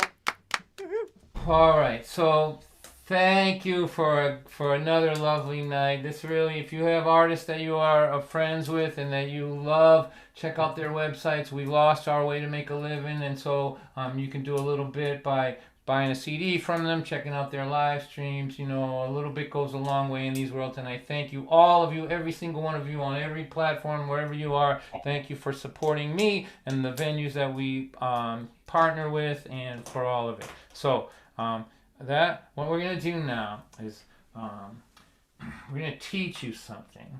So if you're on a PC, so here what we're going to do. We're going to have a little dance party. So first of all, that song is so wordy. That's enough words in that song for 5 songs, okay? And I'm all done with that now. I wrote another song. All my songs now are just going to be booty shaking songs. That's it. That's where the money is. That's all I'm doing. I'm not writing any more novels and trying to cram them into songs anymore. Just booty shaking songs. So I wrote a song called Boom Chaka Wang Wang that we're gonna all dance to. I wrote it in 2 minutes. I was eating a sandwich and reading a calculus book, and I just wrote, I wrote it with 2% of my thing. I love you, big mama, let me see that thing. Boom Chaka Wang Wang Boom. Nothing. And it's gonna be the most popular song I've ever written. We're gonna dance to it to see how good it is, right? So no more novellas from me, but I want to try something new today. So Brandon, let's teach people who, if you're on a PC, right? Here, let me go into gallery mode. Raise your hand if you're on a PC. Anybody? Sarah, Kathy, Kara, Shannon. All right, so we're going to try to get you to stand on your head. You can't do this on a Mac, but on a PC you can do it. So if you look now, go into gallery mode, you can see Sarah's got it together. So Brandon, show everybody, talk them through this now. Down at your stop video thing, your camera, the little up arrow, click on that, and then go ahead, Brandon. Yep, click on that, and then you're gonna see something that says choose video filter. And if you open that up, you're gonna then see a bunch of little virtual filters you can put over yourself. Like Sarah always, that's how Sarah finds the halo, stuff like that. So you can put any kind of weird stuff over your face, and then directly above that, where you can see your video, if you're on a PC, you'll see a little button in the top right corner of your video that'll say rotate 90 degrees. And if you click that, you'll see it rotating your video. That's something that's only available on PCs though, but even Mac people can do the filters. All right, so Ed Stivender's got it, Kara's got it, so and Sarah, so Carla, all of you guys. So what I want you to do is wave your hands like this, like you're dangling from the ceiling. Right? Okay, that's good. So you guys are all set. Now the rest of you, let's go back in there. And no matter what you're on, what kind of a computer, well, again, we can't help you if you can't figure this out. You have to do it as homework. But the rest of you, get back to that spot there where we were, and look at all the different stuff there, like the halos and the mustaches and all that stuff like that. We want you to do those. So put your party hat on, just click on them. All the little icons on the bottom. You can get in front of a TV. You can be in a theater. Oh, there's a good one right there. Where is it? Where is it? Where is it? All right, let's start again one more time, right? Because I'm not gonna spend a lot of time on this. I want to have a costume dance party to end this stupid thing. All right, so it's time to just really rocking it over there. So go to your stop video thing, your camera down the bottom. Click the icon going up. It says choose video filters. When you get in there, down the bottom underneath there are all things you can click on that will give you a mustache, give you rabbit ears, whatever. Go ahead and play around with that. You may have to upgrade Zoom to do this, whatever. However many people can figure this out, do it. So I'm looking. So there you go. We got some people doing it. There you go. Over here. All right. Come on. You can do it. Look at you all. All right. So now what we're going to do is we're going to get everybody stand up. Stand up, everybody. And so we're going to end this thing with a little exercise, a little dance party. This is called Boom Chaka Wang Wang. It's the anti-folk song. I'm sick of folk music. It's too wordy. We're just going to be booty-shaking songs from now on, boys and girls. And here we go. Everybody, let's dance this thing into tomorrow. Nice and loud, Brandon.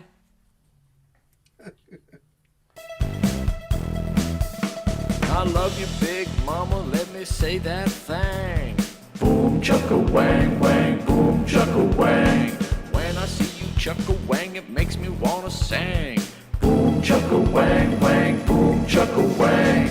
Boom chaka wang wang, boom chaka wang. My mom wants me to read and try to use my brain, but I just wanna see my baby boom chaka wang. Everybody get on gallery view. Boom chaka wang wang, boom chaka wang. Boom chaka wang wang, boom chaka wang. The DJ at the wedding is so damn lame. To get this party jumping, play boom chaka wang. Boom chaka wang wang, boom chaka wang. Boom chaka wang wang, boom chaka wang. Break it down. Boom. Ow. Boom. Ow. Chaka wang wang. Ow. Boom chaka wang wang, boom chaka wang. Boom chaka wang wang, boom chaka wang. Bravo! Oh my goodness. All right. All right, so I'm gonna step out for a minute and just if you get a chance you can donate. But I want to say something to the accidentals here. If you go into your thing there, right? Anybody that's more than one person in the room, my grandchildren taught me this. There's a halo in there, so go in there. If you put the halo on, right, then you can fight over it. Like whoever's head that Zoom sees gets the halo. So my grandchildren were beating the brains out of each other, fighting over their halo. So let's see if we can find it. I'll find it for you. Nice hat, Ed. The halo is in my computer. It's the third row down, way to the right. It just if you put your cursor on it, it says halo, and see you can see it on me now. You're an angel. Right? So now, see, look at the accidentals. Look at they're sharing it. They're fighting for it. Oh, look at that. The idea of angels fighting over their halo is just too much for me. I can't take it. See, Ed Stavanger, I like his hat. Yeah, This is Morris Dance Mayday hat. very nice. All right, I'll be back in 2 minutes. We'll have our after party. Much love to you all. Much love, much love. We'll see you in 2 minutes. If you can donate, do that. It'll help out. We'll buy some groceries with it. Thank you, Don. Hey. All right. Now I can't get rid of my Zorro outfit here. Oh no. How do I completely get off the filter top stuff? top Go left over to corner, there's stop a video. none button. That's it. That's Zorro for life. In the no. very top left of those options, there's a none button, and it'll take them all Oh, off. thank you. None. No The problem. nun. Not the Yeah, the priest, nun. but the nun. Yeah, the none, yeah. Sorry, I couldn't help it. Yeah, good.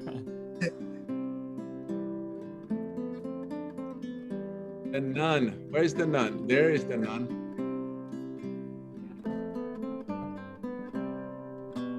Thank you.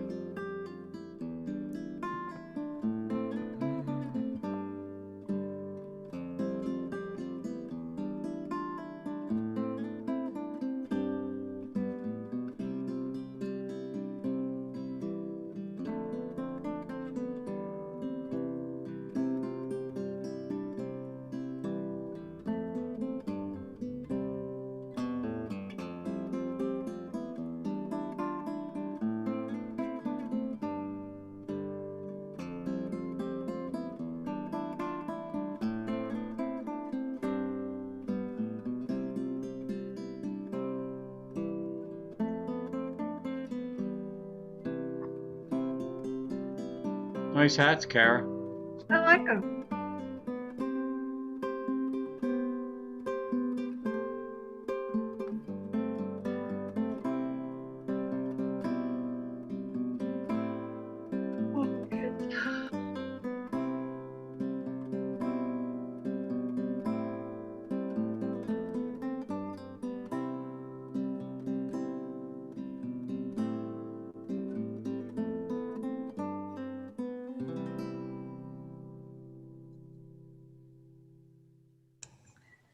Okay, so how do I get rid of two of me?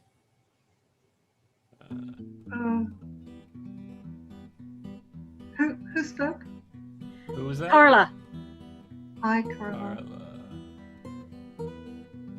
Oh, that's weird. I've never seen that before. You must have a special button. I must just be special. Carla, One I've of me known is you- not enough. Carla, I've known you for a while now. You are definitely special. I would maybe try to go to another one, like switch to a different filter and then go back to none. That might help fix it. Or just shut your video off, turn it back on. That might work. Okay, that did it. There you go.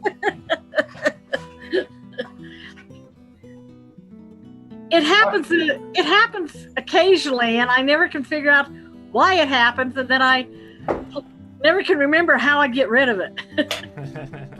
All right, boys and girls, hold on, let me get rid of this thing here. It used to be that I could only get horns on this thing, but they must have upgraded me to the halo thing here.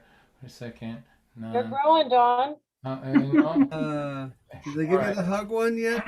I'm working on the hug button too, but it's not working. All right, so here, ladies and gentlemen, we're at our after party now. We're gonna go around 2 or 3 times, probably 3 times. I'm gonna start with my friend Antonio, then the accidentals, and we'll go that way. So this is, I want to introduce you to this man. He lives in Maine. He's from Brazil. He's really an extraordinary fellow. He's a 2-time TEDx presenter, and he's performed in 16 countries. He's one of the only people I know that mixes mime and storytelling together. He's just a treasure in this world. He studied with Tony Montanaro. Who is, considered the best mime, of our time, I guess, these days. And so I want you to give a nice round of applause, everybody, to Antonio Hasha. All right. Antonio, yay! Hey, hello, everybody. Thank you for hanging out, and thank you, Don White, for having me. This is a wonderful show. I was laughing. My wife and my daughter were having a wonderful time. It's so good to be here with you.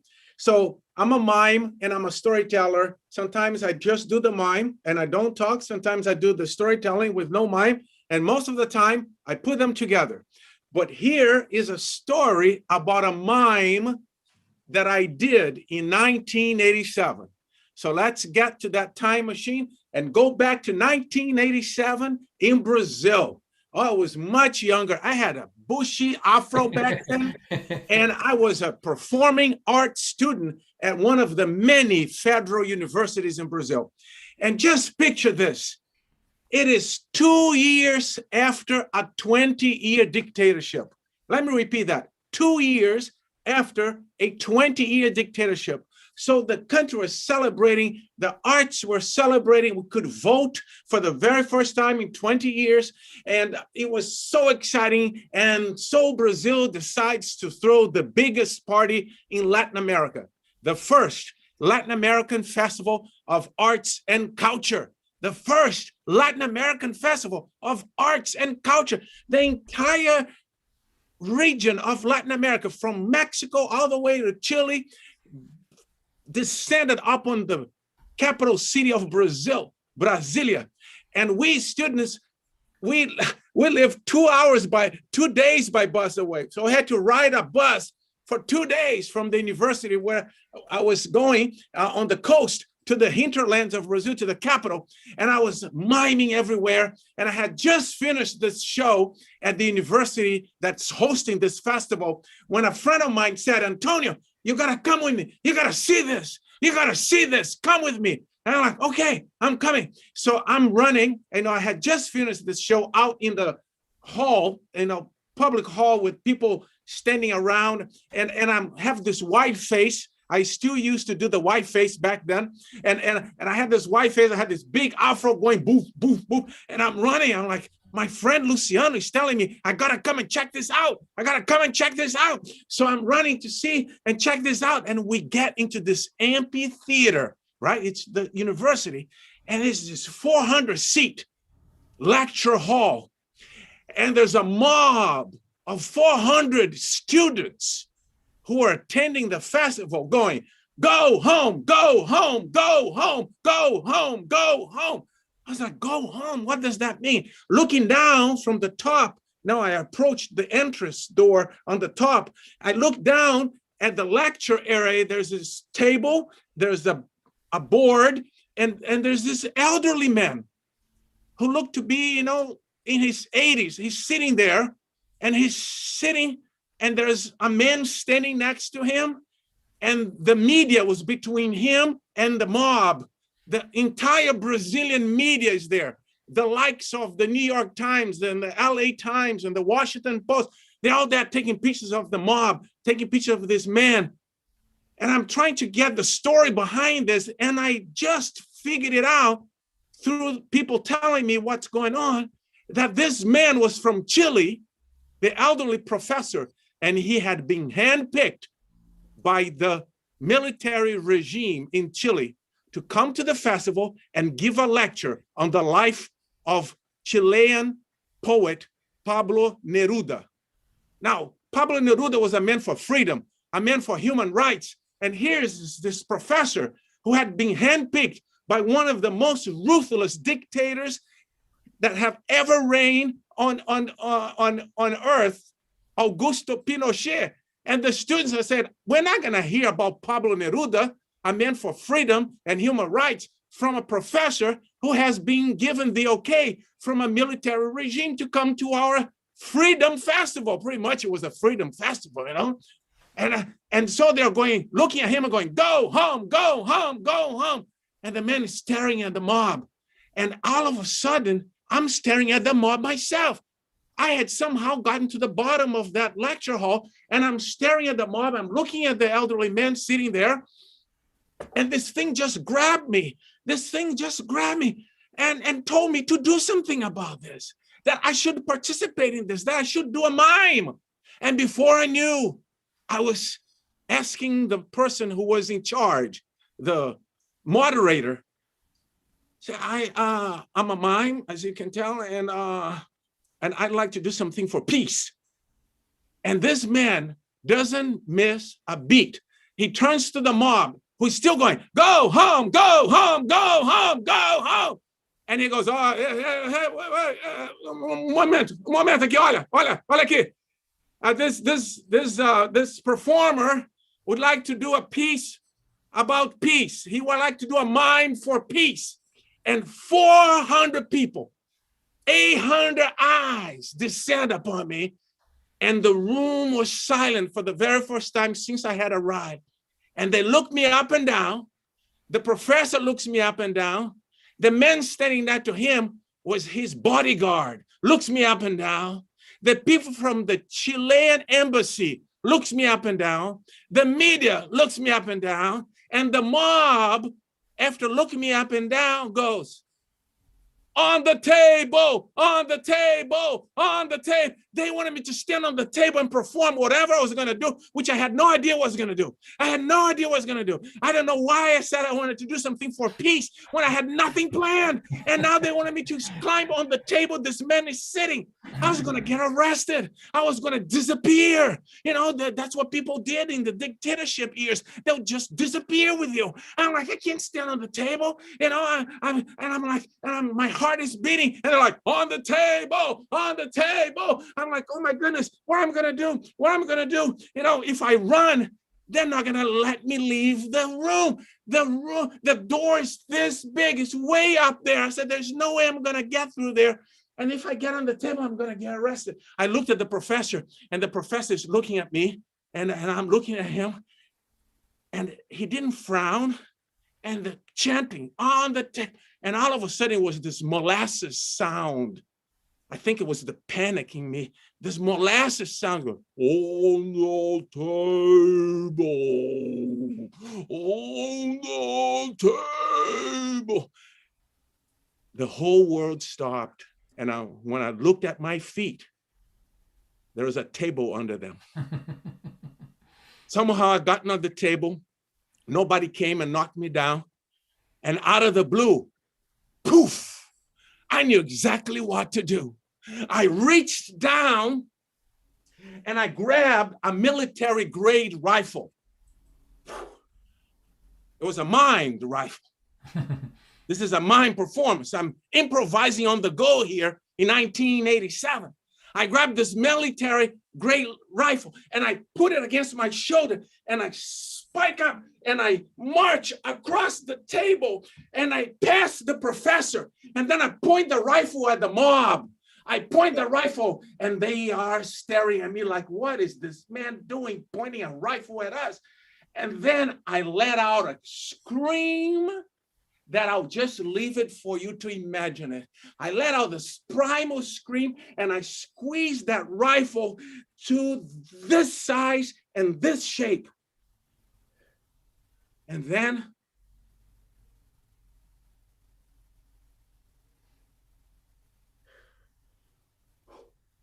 I let the bird out. They went screaming. And I got off that table. I bowed to the professor. I bowed to them and I left the room. The next day, my pictures were on the pages of all the newspapers all over Brazil. Mine keeps professor from Chile from speaking about Pablo Neruda. I'm like, mine? There are 400 people there too. My friends were with me, afraid that they were going to lose me, but nobody came after me. And eventually the dictatorship in Chile also lifted. And as Pablo Neruda, a Nobel Prize for Literature laureate, wrote, you may cut all the flowers, but you can't keep spring from coming. Ah, beautiful. Amen. Thank you, Antonio. Amen. Bravo. Oh, Really nice, Antonio. Bravo, Antonio. There you are right there. Oh, Antonio. Wow, look at that. Oh, Wow. thank you, Antonio. Yeah, you're welcome. Thank you. That's All right, great. Antonio, we're going to go around a couple times, so you're going to hang around with us and we'll talk about what you have coming up and all that. Sound good to you? Yes, and I have a couple more things for you too. So All yeah. right, good. We'll come around again a couple times. Let's hear one more time from my friend Antonio, everybody. Bravo. Beautiful. Right, Bravo. Antonio.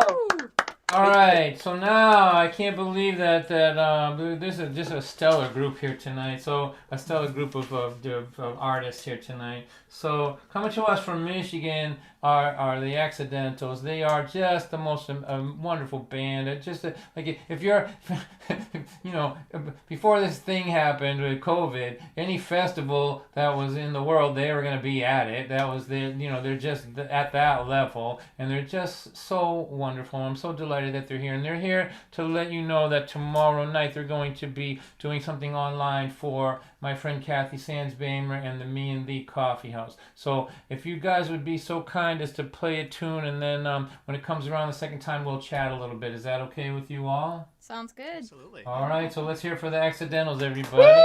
Bravo. All right. We're changing up the set list.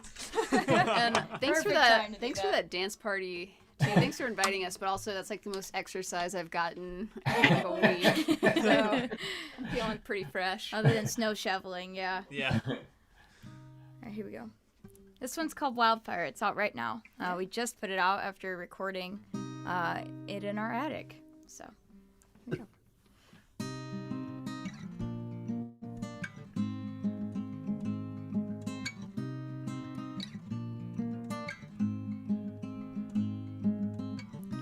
Ivy climbs the walls and nestles in the brick.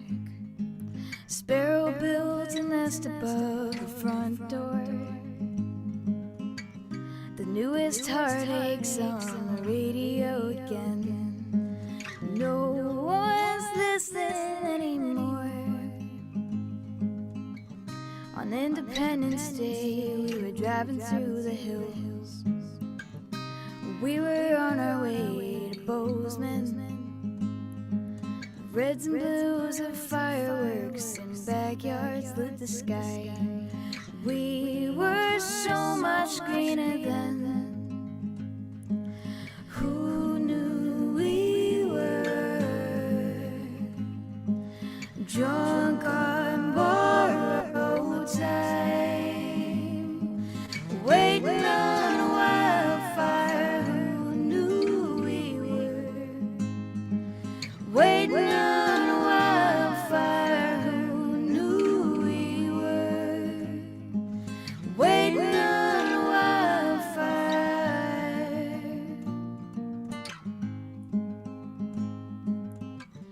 In late September, we had just moved into town. We were on a mission, lost and broke. Just as all the pieces started falling into place, all our plans went up in smoke. Who knew we were drunk on borrowed time, waiting on a wildfire? Who knew we were waiting on a wildfire? Who knew we were waiting on a wildfire?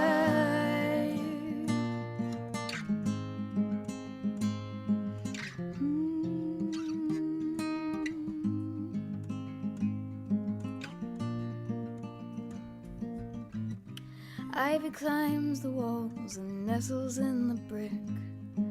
Sparrow builds a nest above the front door. And over time the wildflowers find a way to bloom where only ashes were before. Who knew we were drunk on borrowed time,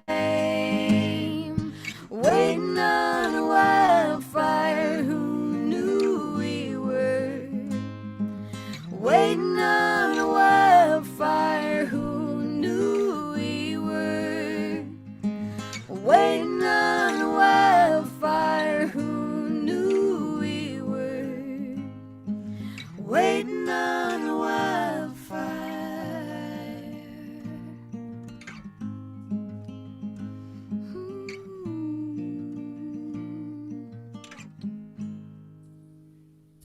Ah. Oh, that was absolutely Yeah. beautiful, ladies. Very and nice. gents. Beautiful. Thanks. Very nice. Beautiful. So Bravo, bravo. Woo!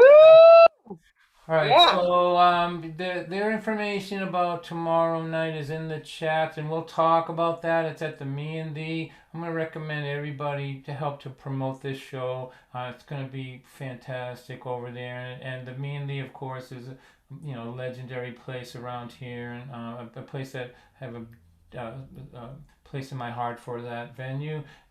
So if you guys will hang around, we'll go around a couple more times. Does that work for you, accidentals?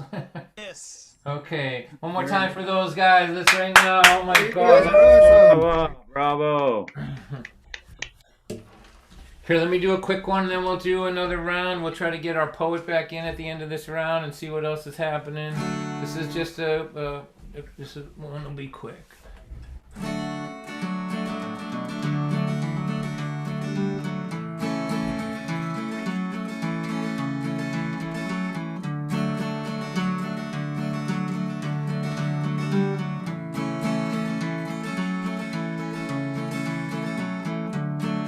Hard, dark, cold world with everybody in their cars in a million-mile traffic jam trying to get to their jobs.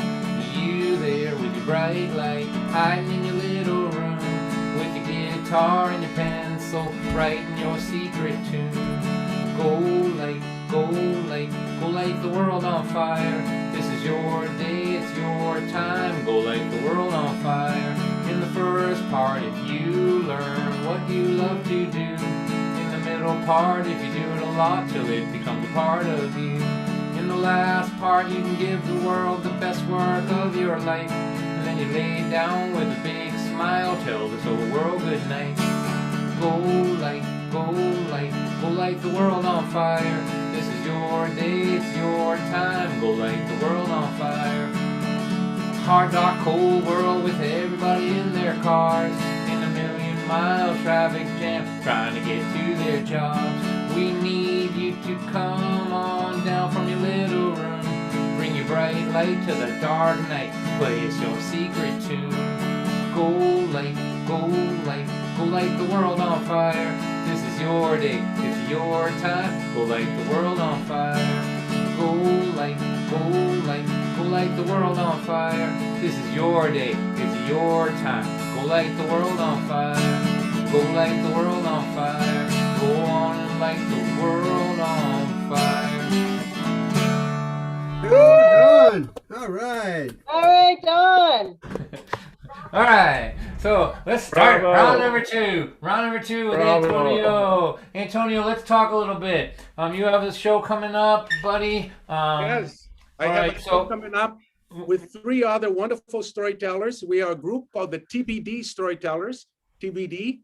Well, it's interesting because we created this group before COVID to go and rent a house once a year, fly somewhere, and write materials for 3-4 days at a place. And then COVID hit, and instead of meeting once a year, we meet twice a month, and we are writing a bunch of materials, and we do a show every month, which is really fun. So TBD Storytellers. And so when is the show? Tuesday coming up at 8 p.m. on Eastern and on the Atlantic Seaboard, 8 p.m. And it's on the postcard that is being placed on the chat now. All right, so how about this? Brandon, just for a second, can you put the poster up just so people can see it? See the other artists that are on it? Just do There a it is. screen share. TBD Cabin Fever Reliever. There it is right there, Tuesday, February 23rd. And that's all of this information is in all the respective chats. So again, one of the things that we're doing here with these after parties is to make sure there's so much going on, it's hard to find it. Just want to let you know that some really cool stuff is happening. Okay, that's good, Brandon. Thank you, Brandon. All right, so here, one more thing. Just so grew up in Brazil, right? Wound up in Maine. Yes, I came to Maine to study mime, and I ended up going to college here, and I've been performing since I left Brazil, pretty much. And yeah, it's so good to be here with you, man. I thought of that piece. I said I'm gonna do the on the table story and dedicate to Don because it goes hand in hand with you. And for those who want to listen to it again, it's the first story on my CD called The Immigrant. I'm a walking current issue. I'm an immigrant, Latino, Afro descent, and a mime. So there you go. You're discriminated on multiple levels. I'm a triple threat. But mostly the mime. You know, everybody's down on the mime. except me and Antonio. I think you're one of the most interesting and best performers I've ever met. It was a joy to work with you in Utah, and I hope we get to work together again sometime. So Hey, we are doing it right now, man. Okay. All right, would you do another piece for us, my friend? Yes. So my mime, now I'm going to be completely silent. I'm going to do 2 short mime pieces. They're about a minute long each. And these are perfect for Zoom because it only takes my hand to do them. So it's very minimalistic. Mime is already very minimalistic. And I have my piece that lasts 7-10 minutes. This, it's 1 minute each or thereabouts. So here's the first one. And they're all nature related. So here we go.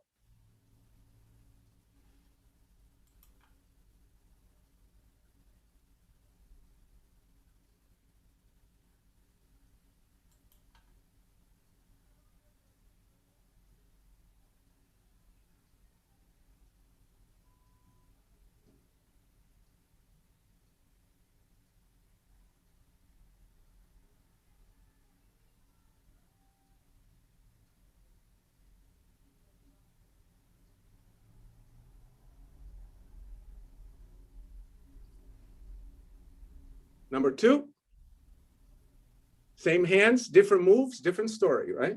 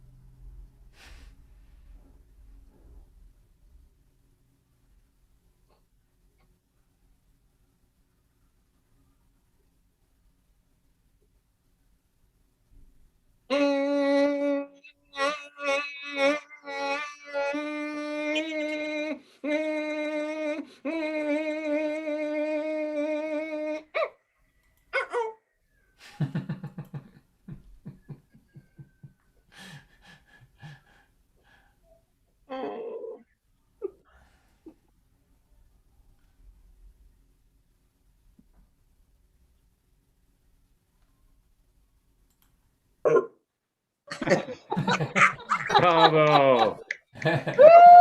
Bravo. The spider didn't used to burp at all. And then one day, 20 years ago in Washington, D.C., I had like 300 people in the audience, and I said, burp. And I burped, and the spider has been burping ever since. One more time, Antonio. Man, beautiful. Hey. Hey, Antonio.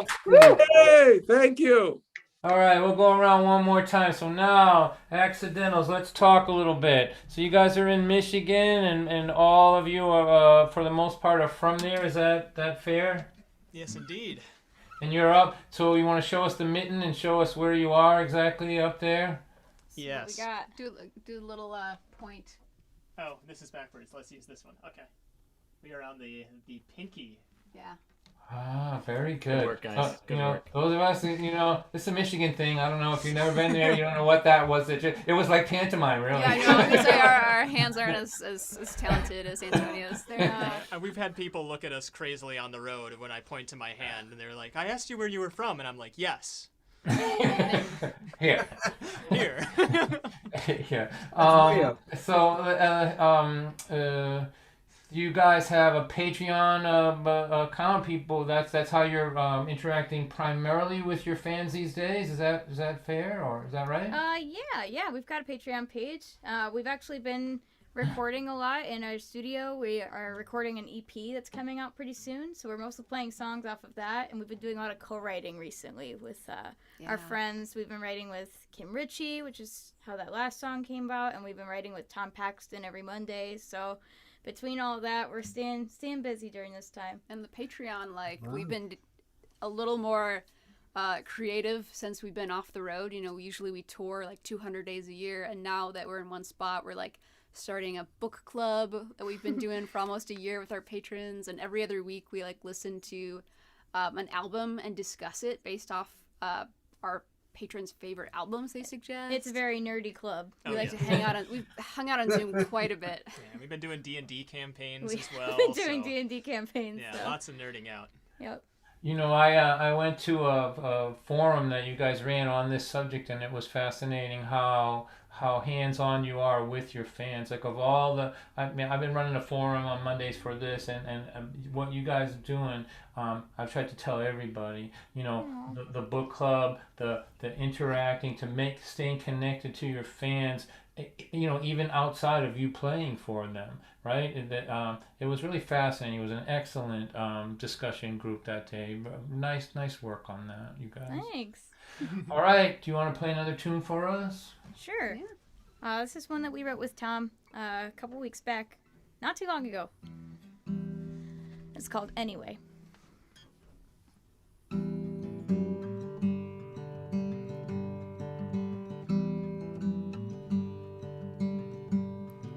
Spread the news, breathe it in. We're at a point we've never been. I can't say we'll be okay. We'll just have to take it day by day. I'm afraid of what we've made. It's a consequence of silence. There's no beauty in the violence. Daybreak, I lie awake. It's just another sunrise. It's just another sunrise. Anyway.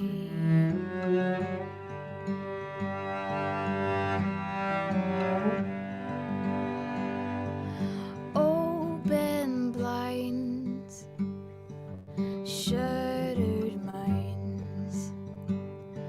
We're living in the strangest times. I won't lie, I'm terrified. We'll look across the great divide. I'm afraid of what we've made. It's a consequence of silence. There's no beauty in the violence. Daybreak, I lie awake. It's just another sunrise. It's just another sunrise. Anyway.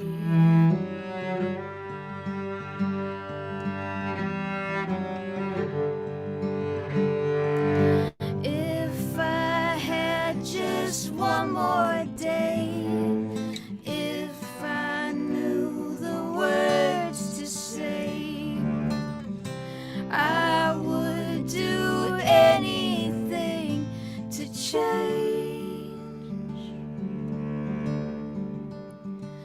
I'm afraid of what we've made. It's a consequence of silence. There's no beauty in the violence. Daybreak, I lie awake. It's just another sunrise. It's just another sunrise. Anyway.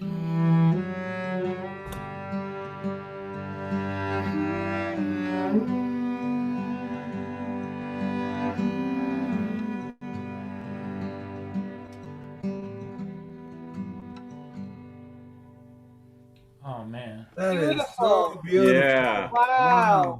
Very Woo! nice. Oh my gosh. Oh my gosh. Wow. Very nice. Yeah. That is just so wonderful. Wow, you guys are killing me over here, man. Okay, Yeah. very emotional over here. We'll play a very cold and rational song next. No So, thanks. All right, listen, we'll go around one more time, but listen, everybody, just try to remember, if you know somebody that you think would like what you're hearing here from Antonio or from the Accidentals, let them know they have concerts coming up tomorrow for the Accidentals at the Me and Thee. It's online, everybody, and then Antonio on Tuesday. So one more time for the Accidentals. Accidentals. All right. So now I would like to get our debut poet back. What do you think about that? Yes. Yes. Yes. Let's see if we can have our friend Paula Lepp do another Are poem. you seriously going to make me follow the Accidentals? Yes, I have as your performance That's coach. amazing. As your performance coach, let me, as everybody's performance coach, let me tell you, nobody's ever been on a stage before you. That's yours once you get it. So, Got it. So thank you, Paula, for being here, and you did such a great job with that first one. I'm so happy to unleash you on the world here. Can you let people know you started a Facebook page just for your poetry, right? Yes, I did. It's very cleverly titled too. It's called Paula Lepp Poetry. Because sometimes you just got to name things what they are, right? So go ahead, give us another poem. I would just love to hear it. Okay, sure. This is a really short one. It's called Why I Go There. And I will say I hadn't planned on doing this one, but after hearing the Accidental song, I thought this one may be a nice sort of a companion to that. So on this day, when gratitude is smoke wisp elusive and hope sits robin egg fragile on the tip of my fingers, to watch the sky grow pink and red and gold in the dwindling light, while all around me stone sentinels remain unchanged, is to believe the lingering silkiness of gratitude and delicate weight of hope is enough. Beautiful. Yeah. Paula, you have another short one? You want to do another short one for us? Sure. This is a really short one. It's a little fun one. This is called Our Inner 3-Year-Olds. This isn't a poem about rain. When the rain stops, let's go outside and play. Let's hold hands and splash in puddles and laugh our fool heads off, and people will either join us or think we are crazy, and either way, that's okay with me. Yeah. Amen. Right. Amen. All right. So we have go ahead. I'm sorry. I will tell you, and I'll put this in the chat as well. I actually have a poem that's going to be published in an anthology that's coming out in March, end of March, beginning of April, called How to Love the World, Poems of Gratitude and Hope, edited by a brilliant poet and wonderful editor named James Cruz, who's a poet that lives in Vermont. So anyway, yeah, I had a poem selected for that anthology, and it's going to have some fantastic poets in there. I feel really honored to be included in that. Anna Gorman, who was the poet who spoke at the inauguration, one of her poems is going to be in there. Jane Hirschfield. I don't know, it's just a bunch of amazing poets that'll be in there. So I do have a poem that's going to be included in that. So Wonderful. Paula, will you put that information for that book in the chat so people can see it? Absolutely, be glad and to. Brandon, when you see it there, can you get it to the other chats too, so people watching on other platforms can see it too? Yeah, and you can order it from your local independent bookstores, preferably, but there are also other places you can get it online, and you can probably figure out those places. But yeah, check with your local independent bookstores, and they can get that ordered for you, pre-order. But it should be out, like I said, March 23rd-ish, April 1st, somewhere in that time frame. One more time for Paula Lepp to debut. Yay, Paula.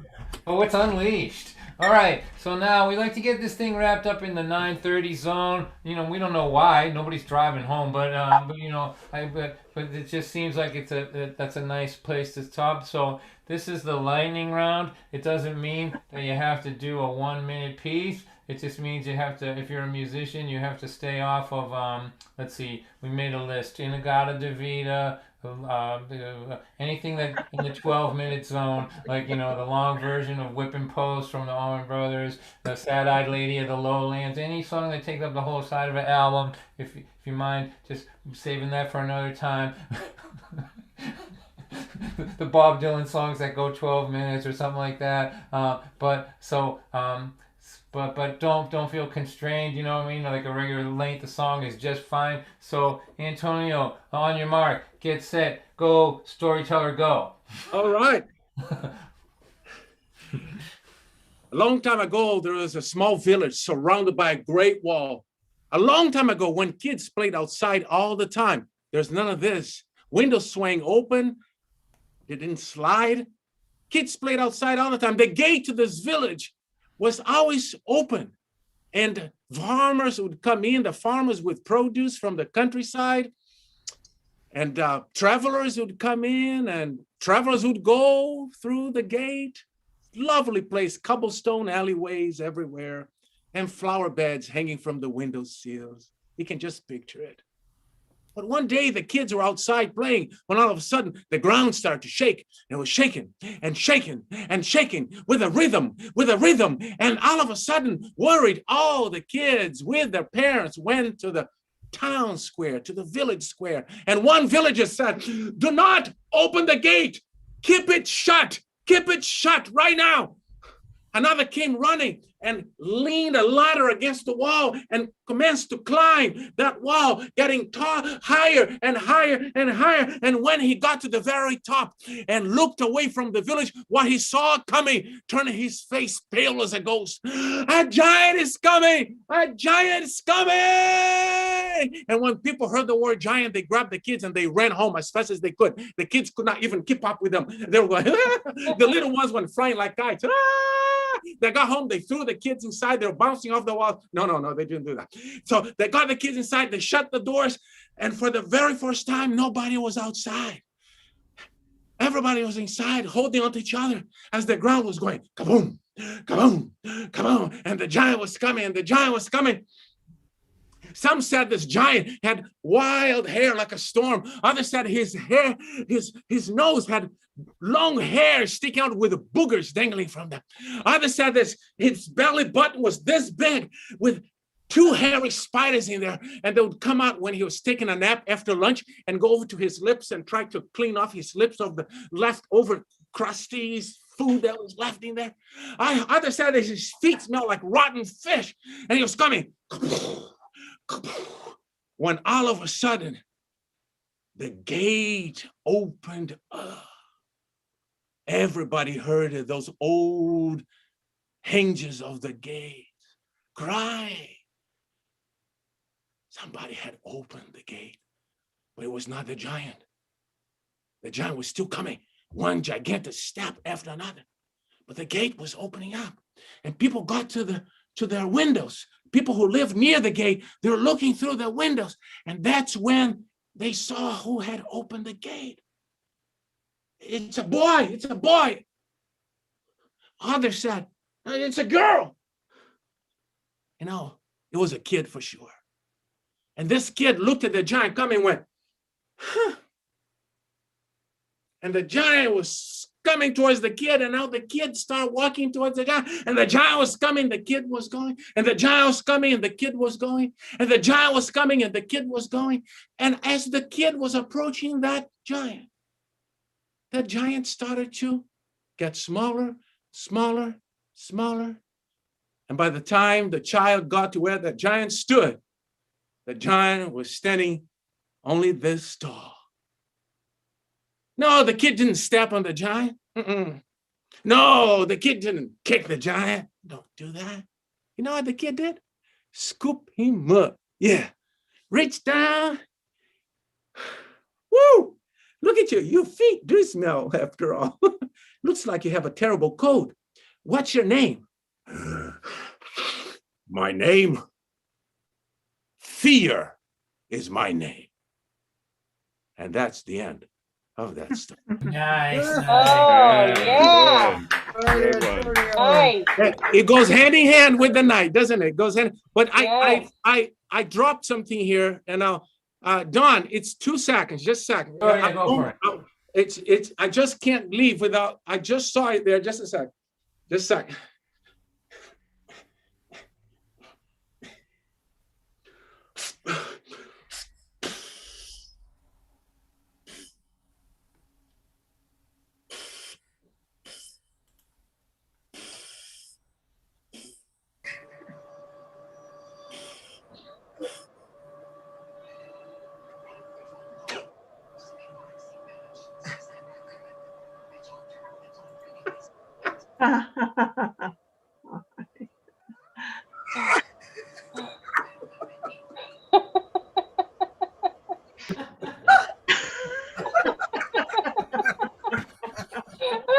Yeah, Antonio.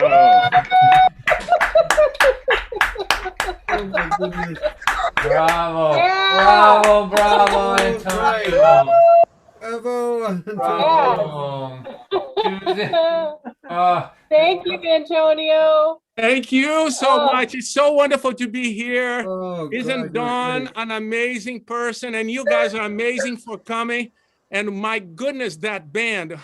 I'm so overwhelmed by their lyrics and Paula's poems. My goodness, this is like food for the soul tonight. Yeah. Oh, that's right. That's right. Amen. We're gonna do Thursday nights until they don't want us no more. That's my theory. All right, one more time for Antonio, please. Yeah, Antonio. Oh, great, Antonio. All right. Great work. Antonio, be sure and look him up and check out his thing that he's doing with those other storytellers. Is it Antonio? Would that be something you could bring kids to? Well, not this one. We usually do something earlier for kids sometimes. Yeah. Not that we use words or anything like that, but I cannot. I know I'm going to tell something about an experience I had, but it's okay for kids. But I don't know about the other pieces. We never swear. I've been doing this with the group for a year now. But it's not for, you wouldn't Not a be children's show, right? not a children's show. All right, so. And you can go to my website and watch my TEDx's, and there are other stories there you can watch as well, and other things on YouTube. All right. That information is in the chat, in all 3 chats. Everybody, thank Antonio for me, please, everybody. All right. Antonio. Awesome. All right. Accidentals tomorrow night at the legendary Me and Thee. Kathy Sandsbeamer, how long has the Me and Thee been going along? Just unmute yourself and speak that gigantic Would have been our 51st year. Wow. 51 years, right down the street from where I live, over here in Marblehead, Massachusetts. 51 years. It's just one of the great venues, and we have to support these artists and these venues because, man, you don't know what happens to your town when these venues go under. There's just a gigantic hole in them, and they don't come back. It doesn't, they don't just pop back up. It takes people a long time and community to build them up. So support this stuff wherever you are, but particularly support Antonio and the Accidentals. So my friends from Michigan, will you take us toward the end of this thing with another tune, please? Sure thing. Absolutely. We'll end with a song was written over various Zoom calls, about 10 of them actually. We wrote the song with Dar Williams. She's really amazing, and it was about this experience she had right before COVID where she was on a train. And she saw all these people and experienced all this life, and it's a pretty drastic change to go from traveling all the time to not traveling at all, but that's why we write songs, is to keep the good times alive and have sort of a marker on time and how to put a pause on it. So yeah, this song's called This is Night our Train. longest song of the night, though. It is, yeah. It's 4 minutes and 47 seconds. We'll play it on. Wow. Okay. No, Nice. Listen. Approximately. You take your time with it, man. Nobody's got any place to go. Nobody's going anywhere. I love listening to you. Oh, thanks, guys. We've loved the Paula's poetry and Antonio's stories as well. Yeah. Dawn, your music is fantastic. So thanks for having us. And Highlight of the week. Kathy, we look forward to seeing you tomorrow for the show. This has been a little bit since we've done a full live stream, so we have a lot of new songs. So it'll be a good show. Yeah. All right.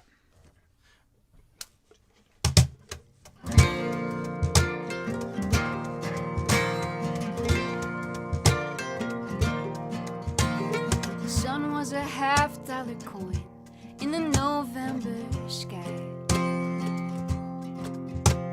The porter, he helped me drag my old suitcase inside. Friends shook their heads and said it was faster to fly. When every compatriot climbing on after, they all made the same choice as mine. I'm on the night train, see this land for a change.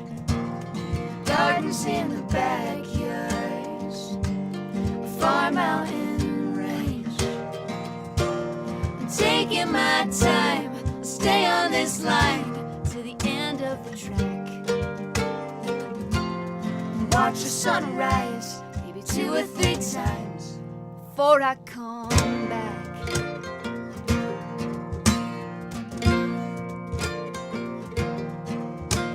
From red lines to cafes, the buildings have worn over time. For every American dreamer, a mountain to climb. Orchards and fields and the harvest from April to frost. Men forging steel into bridges their children will cross. Rusty old combines and factories rose from the past. Their history fell in the shadows that each of them cast. From Memphis to Denver, I thought of my grandmother's hands, pressing that 50-cent piece in my palm, saying, take this as far as you can. I'm on the night train, see this land for a change. Gardens in the backyards, a farm out in the range. Taking my time, stay on this line to the end of the track. Watch the sunrise, maybe 2 or 3 times before I come back. Helpless uncertainty, let it slide off of me. Hope in the city streets, shiny and hungry. One with each other, the daughters, the mothers, the good and the evil, just regular people. Deep down I know I'm still fanning the flames, just by trying to find the right person to blame. It's easier putting a face to your fear than a name. A $50 coin in the sky shines with Kennedy's gold. The Cold War continues, now it's inside of us all. The silence surrounds us, we're waiting for morning to come. The train is still rolling, the bridge is still holding, there is still work to be done. I'm on the night train, skyline in sight, passing the salvage yard into the morning light.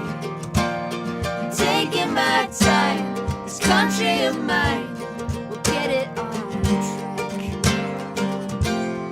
Watch the sunrise 2 or 3 times as we come back. Watch the sunrise 2 or 3 times as we come back.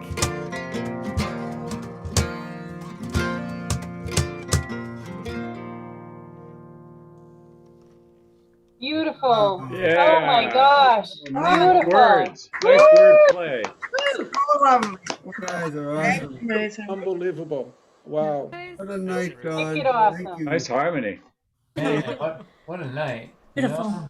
Thank you so much, Accidentals. You guys are just wonderful, putting such fantastic energy into the world. I wish you all the best in the world, and I hope I get to see you again. Those of you that are here watching on any platform, even if if you know somebody that you think would like to see this band or Antonio, help spread the word about it. We can always, the more the better. The more the better for everybody. And man, you can tell them, I guarantee you this will be great. And you'll be right. So one more time for the Accidentals, please. Yeah. Hey, awesome. Hope to see you tomorrow. Let's have a nice thank you for Antonio, please, as well. Antonio, bravo. And for our debut poet, the unleashing of Paula Lepp into this world. Bravo. Awesome, Paul. Right. Go Paula. Let me sing one song for you, and then we'll head out. And I just want to do this one number. I was just thinking about it through the whole course of the night. As we know, everybody, some people, if you weren't doing well before COVID, then chances are COVID wasn't helping that, So I try to remind myself and to other people to think about your friends that are alone or not doing well and give them a call. The humble telephone is a really powerful tool these days. I call folks, and that I know are alone or not doing well, and sometimes I feel like I'm the only person they've talked to in a month, and so I just wanna put that in your ear a little bit. What's that saying? Your flashlight's no good when you point it at the sun. You know what I mean? It's already bright there, but a little bit of light in a dark corner of the world is a powerful thing. So this song is called "The Painter," and thank you all, not just for coming and supporting the arts and for supporting me, helping my grocery bill, but for your kind hearts and all that you do in the world, because I know you're doing good stuff in the world. And on behalf of humanity, for which I am the official spokesperson, I just want to thank you for what you're doing out there in this world. In this portrait of sadness in the big gallery, there is a man in the foreground in such misery, but the horizon behind him is vibrant and bright. We see him staring into darkness, but covered in light. If I were the painter, I would paint you with wings, and I would dress you in the colors that come in the spring. And when your heart was in darkness and you were alone, I'd paint sunshine around you and wings to carry you home. In this portrait of anger and low self-esteem, we see a woman in danger of a life without dreams. And as I stare at her shoulders, Lord, all I can see is this mountain of a burden where wings ought to be. If I were the painter, I would paint you with wings, and I would dress you in the colors that come in the spring.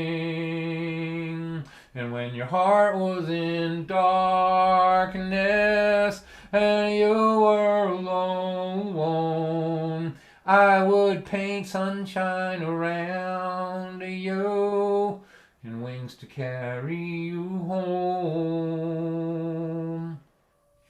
This face in my mirror, this portrait of me is constantly changing for the whole world to see. But the hand on the brushes that color this face is the hand that belongs to the person it paints. If I am the painter, I will paint me with wings, and I will dress me in the colors that come in the spring. And when my heart is in darkness and I am alone, I will paint sunshine around me and wings to carry me home. I will paint sunshine around me and wings to carry me home. Take care of yourself. Beautiful, Don. Don. Good work, Don. Good Love you, night tonight. Donnie. Thank you, everybody. You're welcome. Done. Thank you, everyone. So, listen, we don't just shut this off. This is what we've learned over the months of doing this, that if I close this meeting, it is a really painful and abrupt reminder of how alone we all are in this world. So we don't do that. We put it in the gallery view and we let everybody check out one at a time. It's much easier that way on my spirit. So goodbye, everyone. Much love. First, say to bye you to all. Facebook. Well done. Thanks, buddy. Bye, Facebook. Bye, Don. Facebook. Bye.